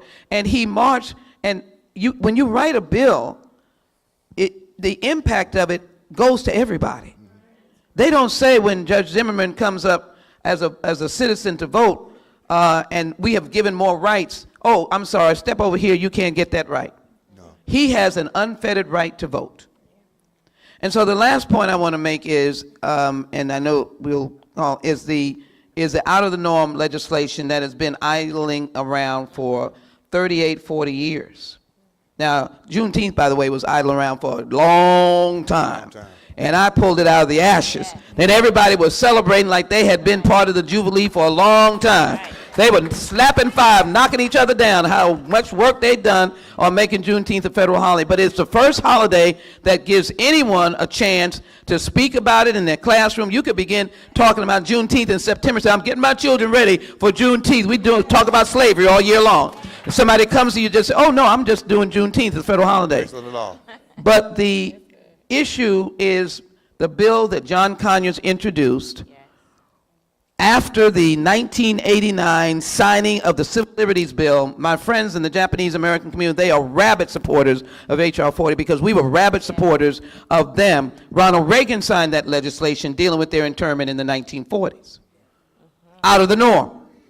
But here we come with studying slavery and developing reparation proposals introduced for the first time in 1989, now given to me in the retirement and untimely death of John Conyers, and I have taken it from there up to the point of almost every member of the Democratic caucus, 217 votes that we had, to be able to set up a commission that would listen to you across America, no matter who you are, on this issue of slavery and the trajectory of the impact of it in the 21st century. And the question is, can we think out of the norm? I mean, I cannot go to the litany of things that we have done, but can we think out of the norm to say that that is a reasonable place for us to be as Americans? Yes. And a reasonable place that the world would look and say, oh, America is addressing their history. Yes. And they are prepared to be out of the norm and to be responsive to that history. I would venture to say, as I yield back to Bishop, that the things that Representative Johnson works on, Reynolds works on, has a woven impact of race. And when it has a woven impact of race, somebody is standing up and not happy with what they are doing because they are thinking race rather than thinking that this legislation can be applicable to all people and be good for all. And when Sasha and Tanisha and their organizations try to deal with out of the norm thinking, somebody is going to be there. When we try to deal with the absolute, how should I say, unthinkableness of George Floyd's death, can you imagine that there were people still trying to push back on us that was a colored person's bill and not a bill that would help America? I finish by saying we can all be Dr. King, no matter what our racial background happens to be. But it has to be breaking the norm and doing the right and righteous thing to ensure that America reaches her higher angels. I'm still struggling with that. I still don't get the accomplishments that we should have because we're still facing folk that refuse to think out of their norm to be able to address what is an ongoing crisis of difference and race and an ism right here in America today. This is how bills like John Robert Lewis get stopped. This is how bills like H.R. 40 get misunderstood. Wow. I yield. Let's hear it for the gentlewoman from Texas, who so substantively represents all of us across this nation. And those of you viewing by streaming, I know that you're writing notes because this is classic. This is a classic conversation. I want to take a couple of questions from the audience at this time. If you have a question, if you step right to the center aisle, just step right to the center aisle and ask your question there at the microphone, please. Hi, my name is Selena Charles. I'm actually the founder of Purpose for the People. I'm a civil rights activist. I go all across the world supporting people, doing the same thing that Martin Luther King did. I'm here today because we have a problem here in Houston, Texas. On April 27th, 2022, Officer Shane Privet shot Jalen Randall in the back of the head, in the back of the neck. We don't have justice yet. There's not enough politicians that's speaking on it. George Floyd brother is here tonight. I'm happy he is, him and his wife. What they endured, Tiffany Rochelle and her husband and Warren Randall, they endured the same thing. What are you guys doing to speak on this family behalf? You know, the pandemic is kind of pretty much gone, so people are not really out and supporting this family. People are not really talking about Jalen Randall's death. That was cold-blooded murder. This young man was shot in the back of the neck. He didn't pose a threat for this officer to use lethal force. This officer needs to be arrested, he needs to be indicted, and he needs to be in prison. And we need the church, we need the politicians, and we need you all to stand up for this family, just like y'all stood up for George Floyd's family. Let me respond, please. Thank you so very much for your activism and for your passion, right? There is certainly need for more engagement in this particular case. And I don't want to get into specifics here tonight because it's a forum all by itself and it deserves that complete, total attention, right? And that gets into autopsies and reports and things like that that are not necessarily appropriate at this time. But I would love to follow with you after this meeting to talk about engaging in a more detailed conversation about where the case is and what the community needs to know in order for the community to have an intelligent and accurate response. Okay? We will do that with you, okay? Promise you that. Thank you so very much for that. Okay? Bishop, it's more a comment than a question. First of all, I'd like to thank everybody. My name is Ahmad Hassan. I'm native Egyptian. With proud to be American now. I mean, I just want to let you know that Martin Luther King is not a local hero. No. Martin Luther King was in Egypt. I know about it when I was first grader. We studied about him in the school. Then it's not only around the black communities, no. This man should be knowing worldwide. We should be teaching him in schools. We should know much more about him. It's not just in the little communities and all this. That's not enough, really, what we do.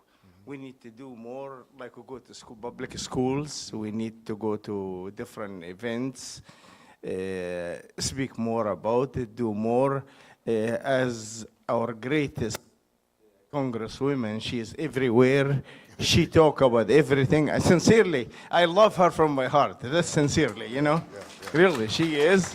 And don't for when being Egyptian, when George Floyd was killed, I went to Minnesota. I ran for U.S. Senator. I didn't care how much I spend or whatever. I know it's a brother was killed. Wow. Then I went there for the support. Wow. But I didn't win. It's no big deal, really. I say a black man and his wife met me in gas station, and so I saw your picture that you're running for U.S. Senator. He said, I like to see a brown man like you to win. I said, hey, here's a brown man. Thank you. God bless you all, and I'm willing to do dinner for 600 people at least on me free in behalf of our congresswoman and her supporters at any time she chooses to, and I'm willing to Next do month. anything.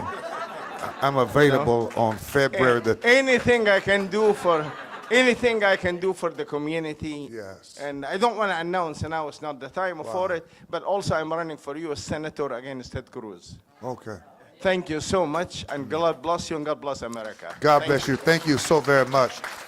And appreciate the fact that you spoke about the global context of Dr. King's influence and impact, because this country has not done enough in terms of honoring Dr. King as an American, not simply as a black man in America.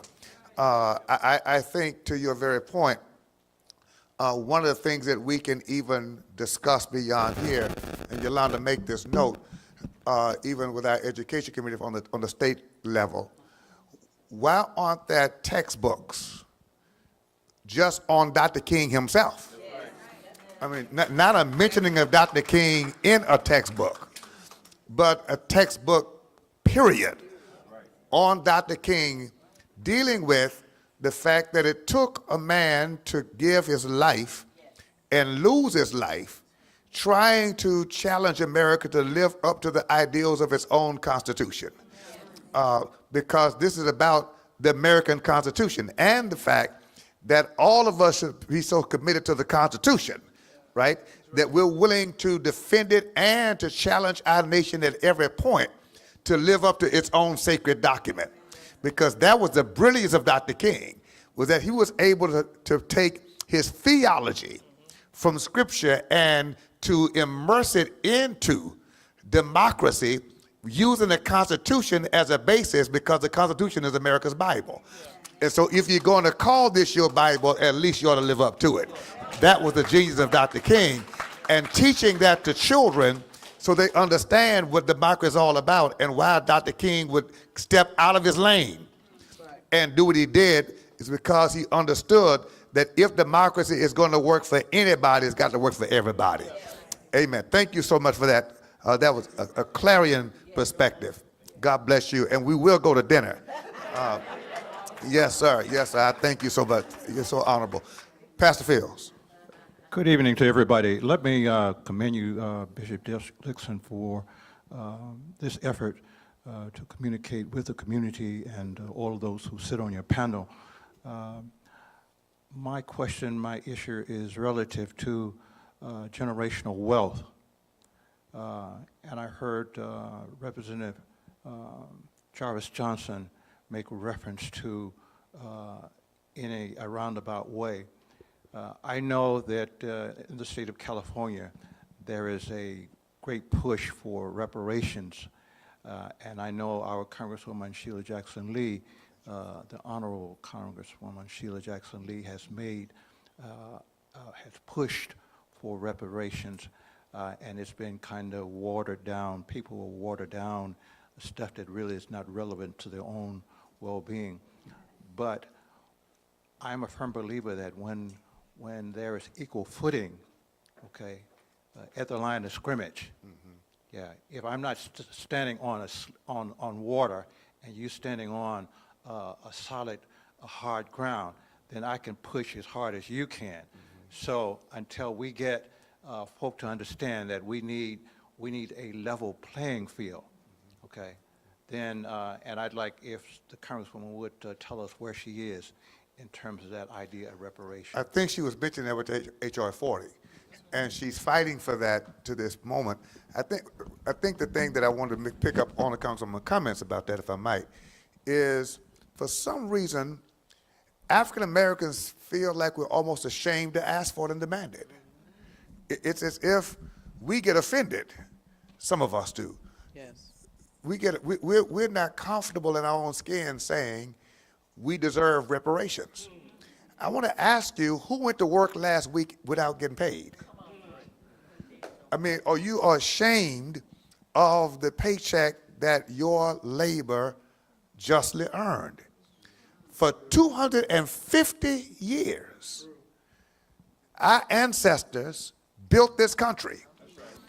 And one of the things that Dr. King said very blatantly, poignantly so, is he was insulted by the suggestion of some that we should be looking for our own independent state or moving to another country. Yes, he was. To get. How do you build something for somebody else and leave it? The fact that America was built, the massive wealth of this country was built on the backs of our ancestors.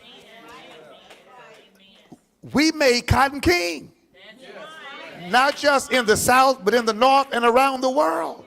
It was black Americans who labored, who built the industries, who built the tech, and we didn't get anything for it. You can't labor for 250 years under the law, and then, of course, for 400 years, there's been oppressive policy.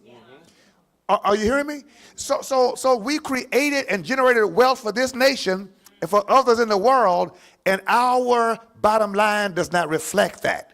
That's why we got to support the congresswoman who was bold enough to pick up H.R. 40 from John Conyers and is running with it, and we're to get behind her with no shame in our game, because the work has been done, the wealth has been generated. And I say to people often, to your point, Pastor Fields, you know, I have some friends who don't look like me, and I say to them, you're not suggesting that we should have the same largesse that you have. I mean, how do you expect our community to have the same kind of liquidity that you have when you've inherited over 250 plus years of free labor from our people?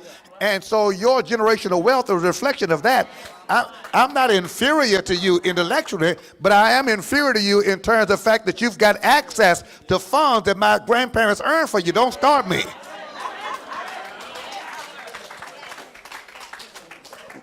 That's not something to be ashamed of.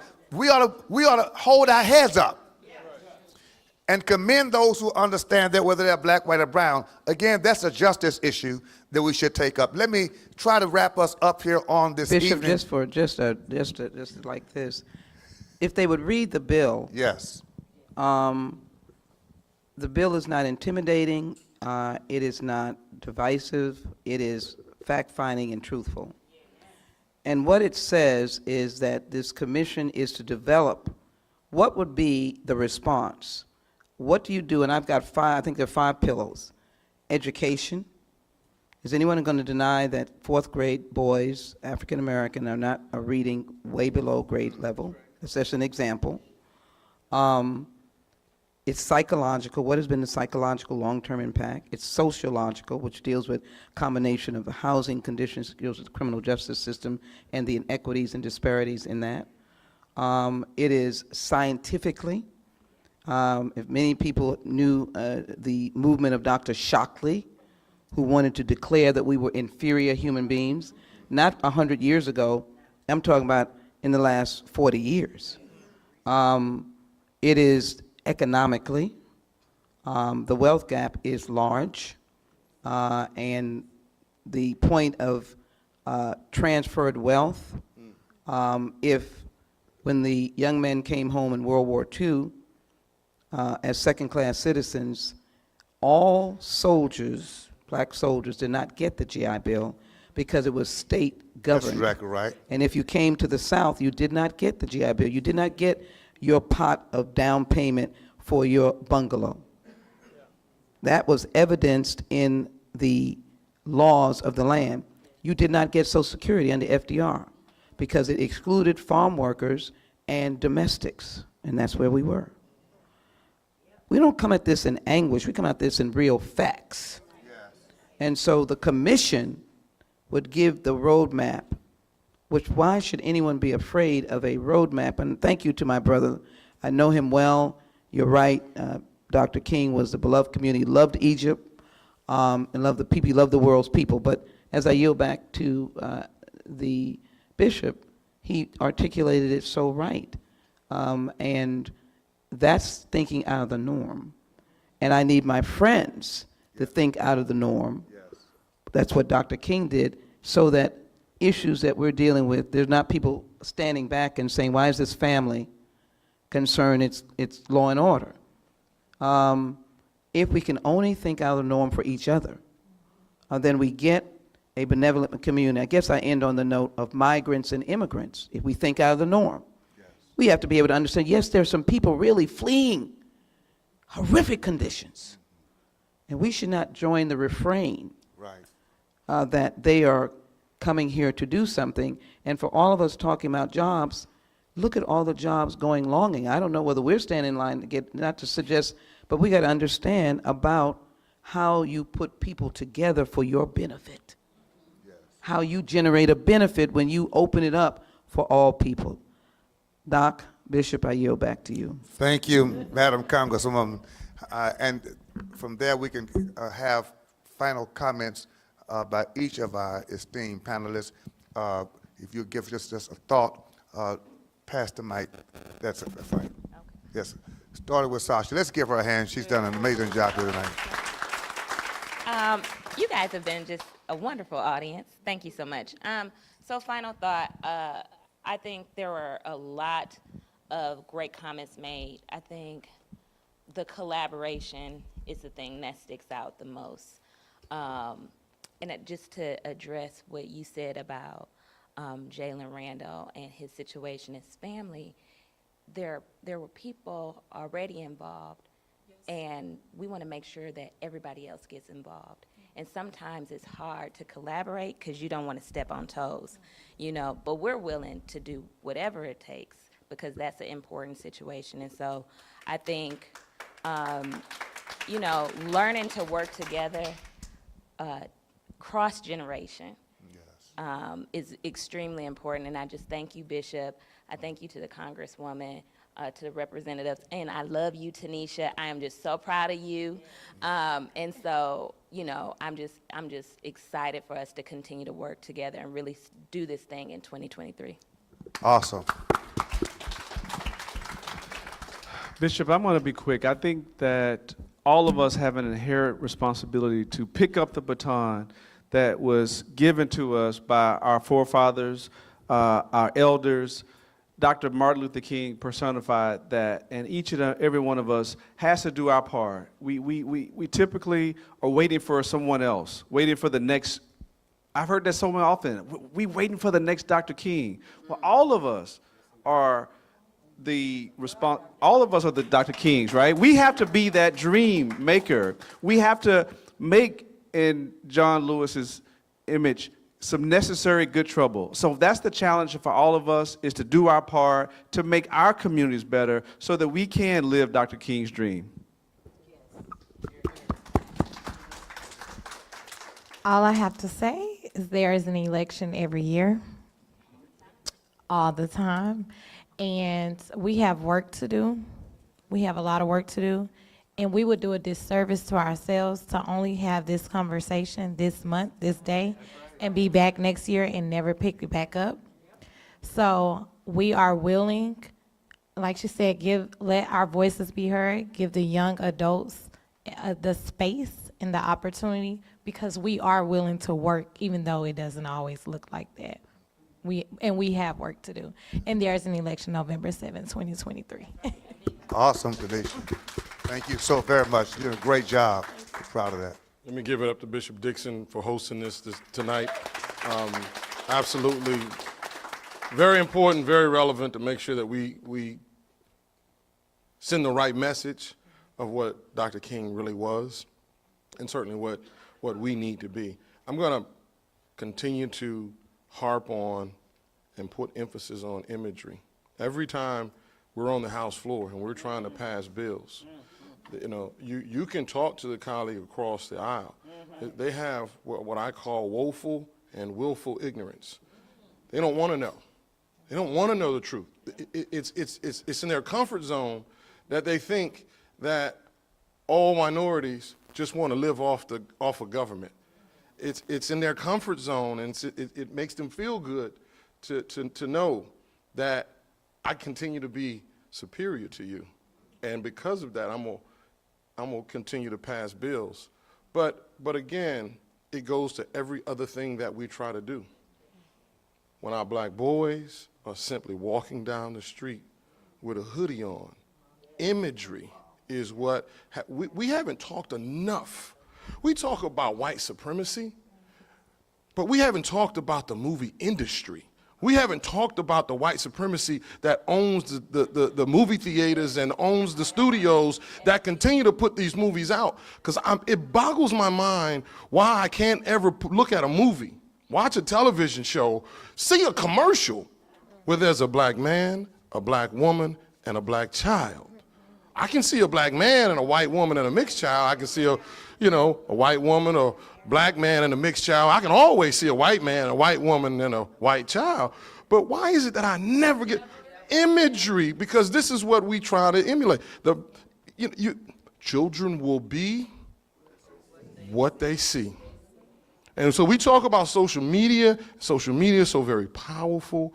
It is driving our children's thought process to the point where TikTok is making them depressed because they're competing against themselves. I've never understood why we spend so much money to show each other that I got more than you and I really ain't got nothing because I'm all flash, no cash. Bishop Dix, that's what you said. So again, and then it goes to, again, when I go to the bank and I have a profitable business and I just need a business loan. Yeah. There's too many excuses as to why I cannot get my loan. And that's because we don't have the togetherness. And so again, our challenge has to be, let's change the imagery. We have to be the example. So that means we have to make sure, I know I had a drug problem. I know Bishop Dixon's son had a drug problem, and I know most of us who are in this movement had a drug problem because our parents drug us to places we ain't want to be. They drug us to church. They drug us, and so that it became who we were. I mean, my mother, Cleo. He's here tonight. He's here tonight. I know. I'm looking at your son, but my mother gave me that drug problem, and so I'm running around behind Mickey. I ain't want to be there at 10 years old, but she told me she ain't care. You going. And that's who I became. Pause right there. Yes, Pause sir. right there. Pause right there.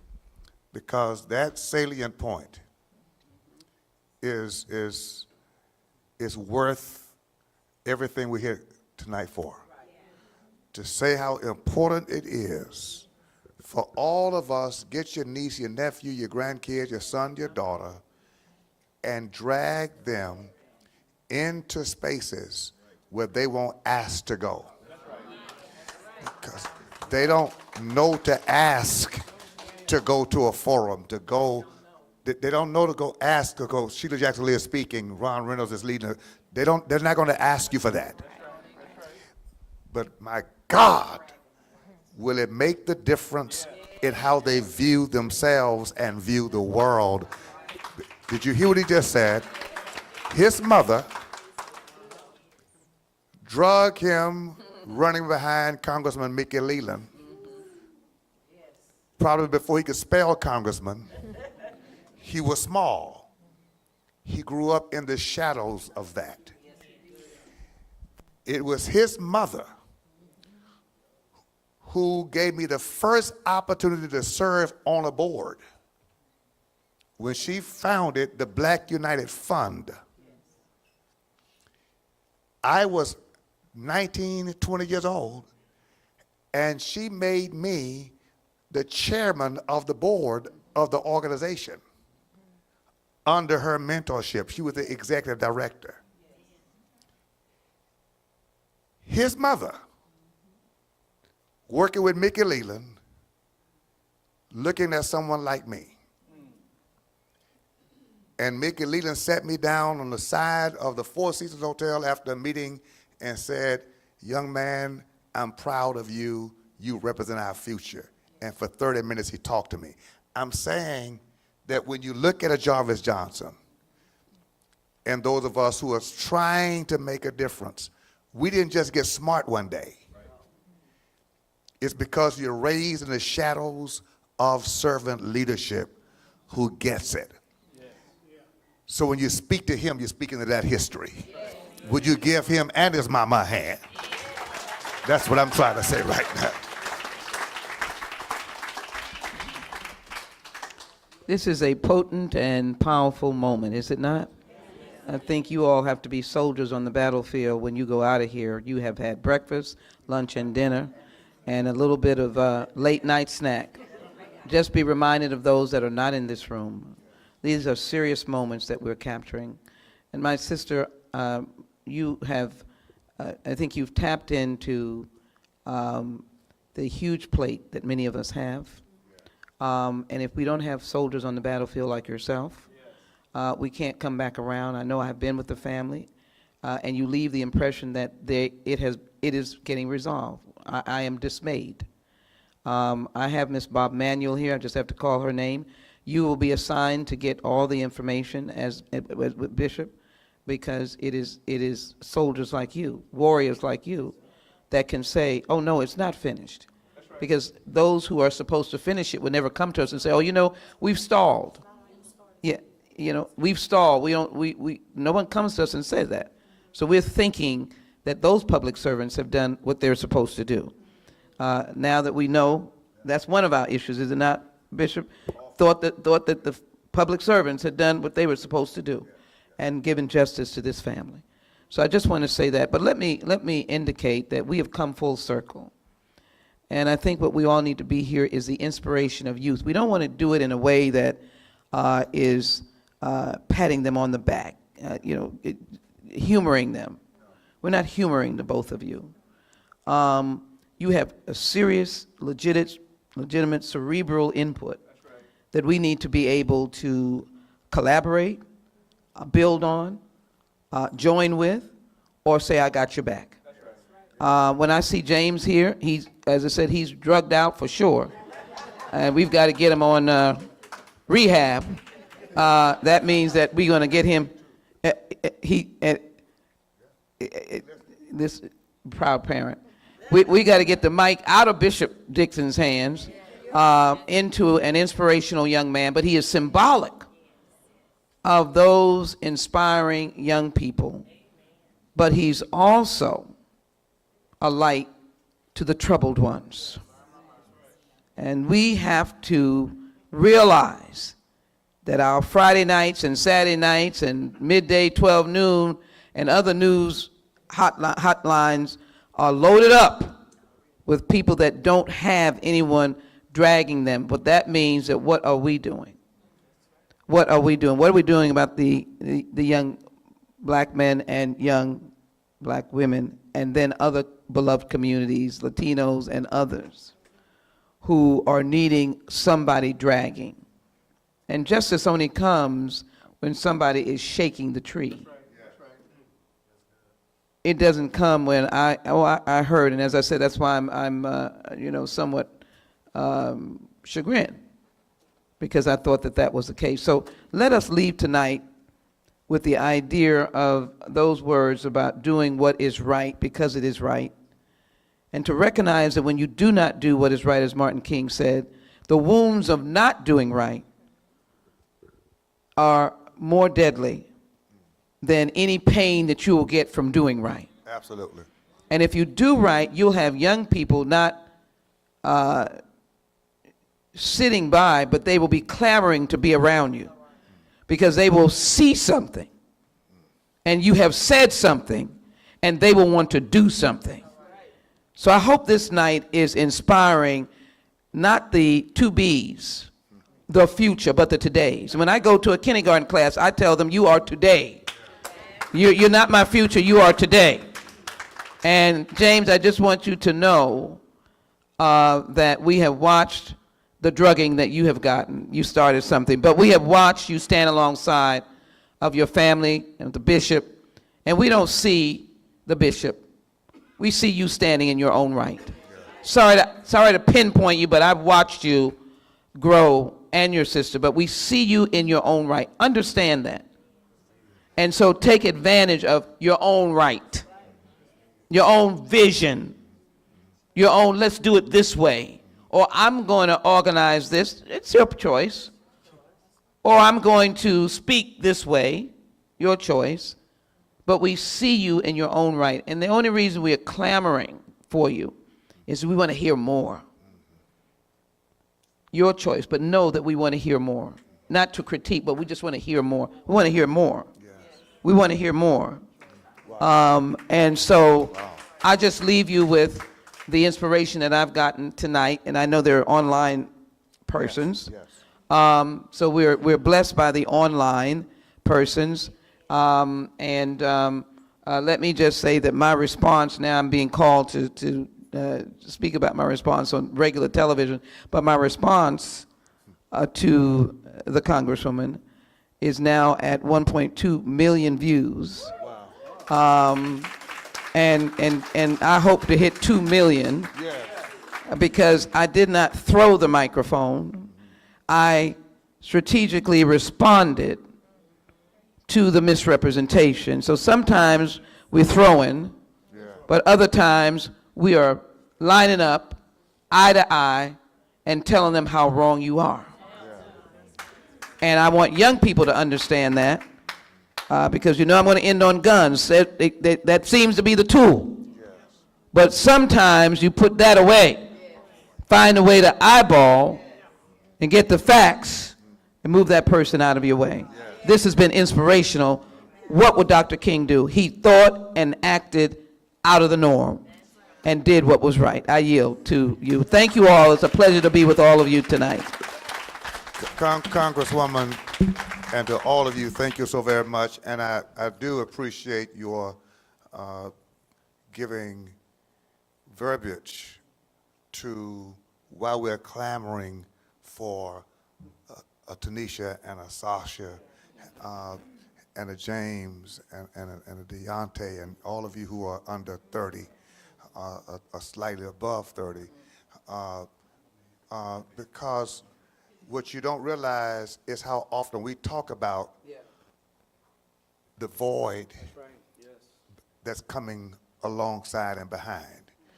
We are looking at masses of our young people who are completely oblivious, unreachable, and unknowable, and often unfindable. And the hearts that we have are heavy because what we are doing is not for us. What we're doing now is for you. And we know that if your generation doesn't have leaders, if your generation doesn't have conscientious leaders, then you are going to have a load to carry that will be unbearable. No 3 or 4 leaders can lead this city or this county. No 5 or 10 leaders can lead this state. No 20 leaders can lead this nation. It's going to take an informed army of leaders who get it, who understands history and connects it with destiny. So please don't be silent, because for such a time as this, God raised up a David, anointed at 12, fighting Goliath at 16. God raised up a Martin King, 15, graduated from high school, going to college, because God reaches into youth and gives you a vision of your destiny and a projection of who you are purposed to be. Don't deny that gift. Be all God made you to be. I want to thank our executive director of the NAACP, the always working Miss Yolanda Smith. She's so astute and always, she stays in the background most of the time, but give her a hand because the NAACP Houston branch has a true treasure in Yolanda Smith. And also to our vice president, our first vice president of the NAACP, Mr. Claude Cummings. Give him a hand. Forgive me, Claude. I was going to call your name. I'm just a stalwart leader in this city, state, and nation. He has contributed so much to the cause of justice and progress and democracy in his own right through the plethora of responsibility that he has, and we thank God for him. Give it up again for Mr. Claude Cummings. And can I do keep? Your leadership. Thank you for your leadership, what you've done with NAACP. Absolutely. A lot of issues. Give them a round of applause. Our leaders.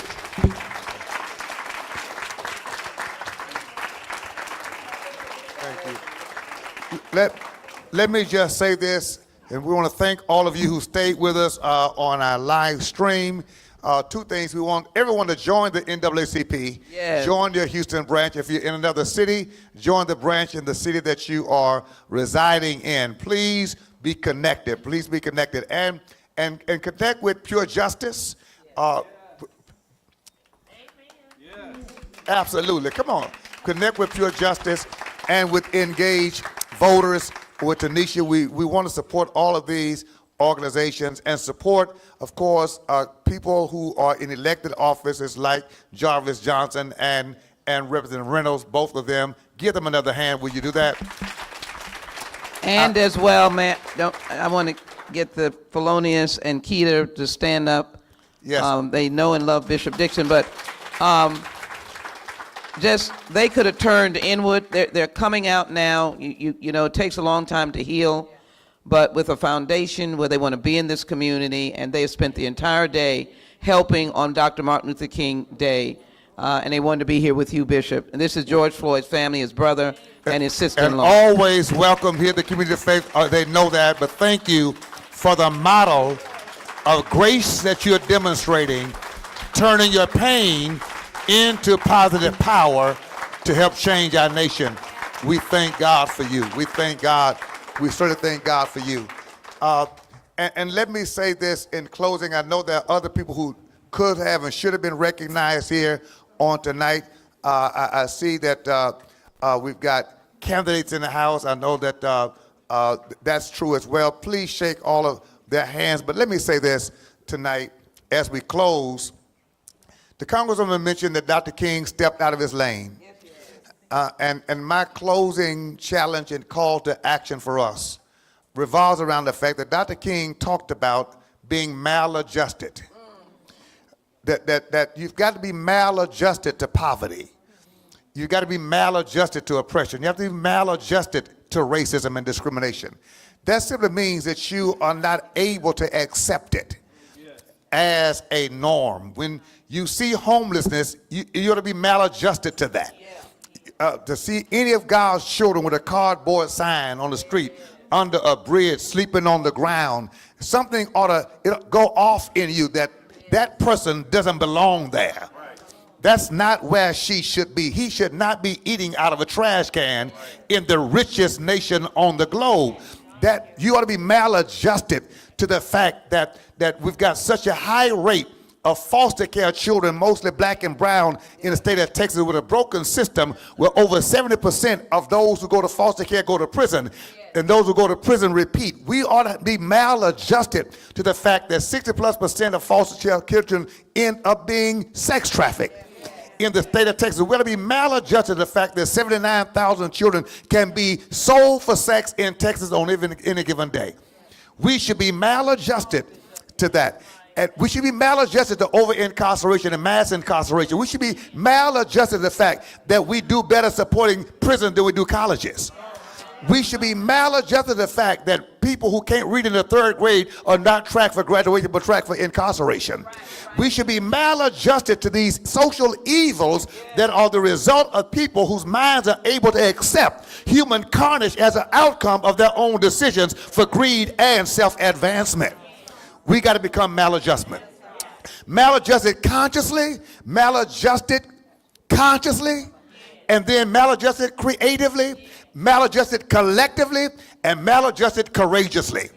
Because at the end of the day, cowards don't bring change. You've got to be willing to step out of your comfort zone and put yourself in the way of somebody who's causing the wrong kind of trouble. How do you know how significant you are? You know that by who hates you. You know how significant you are by who you make mad. You know how significant you are by who you irritate.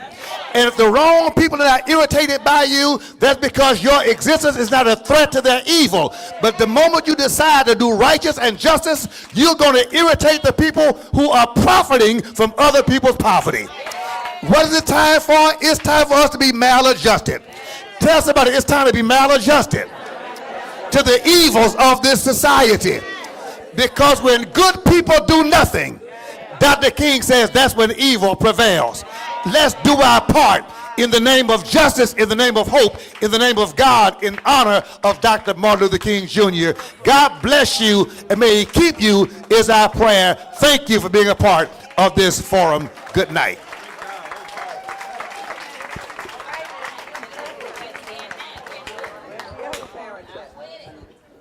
Crystal.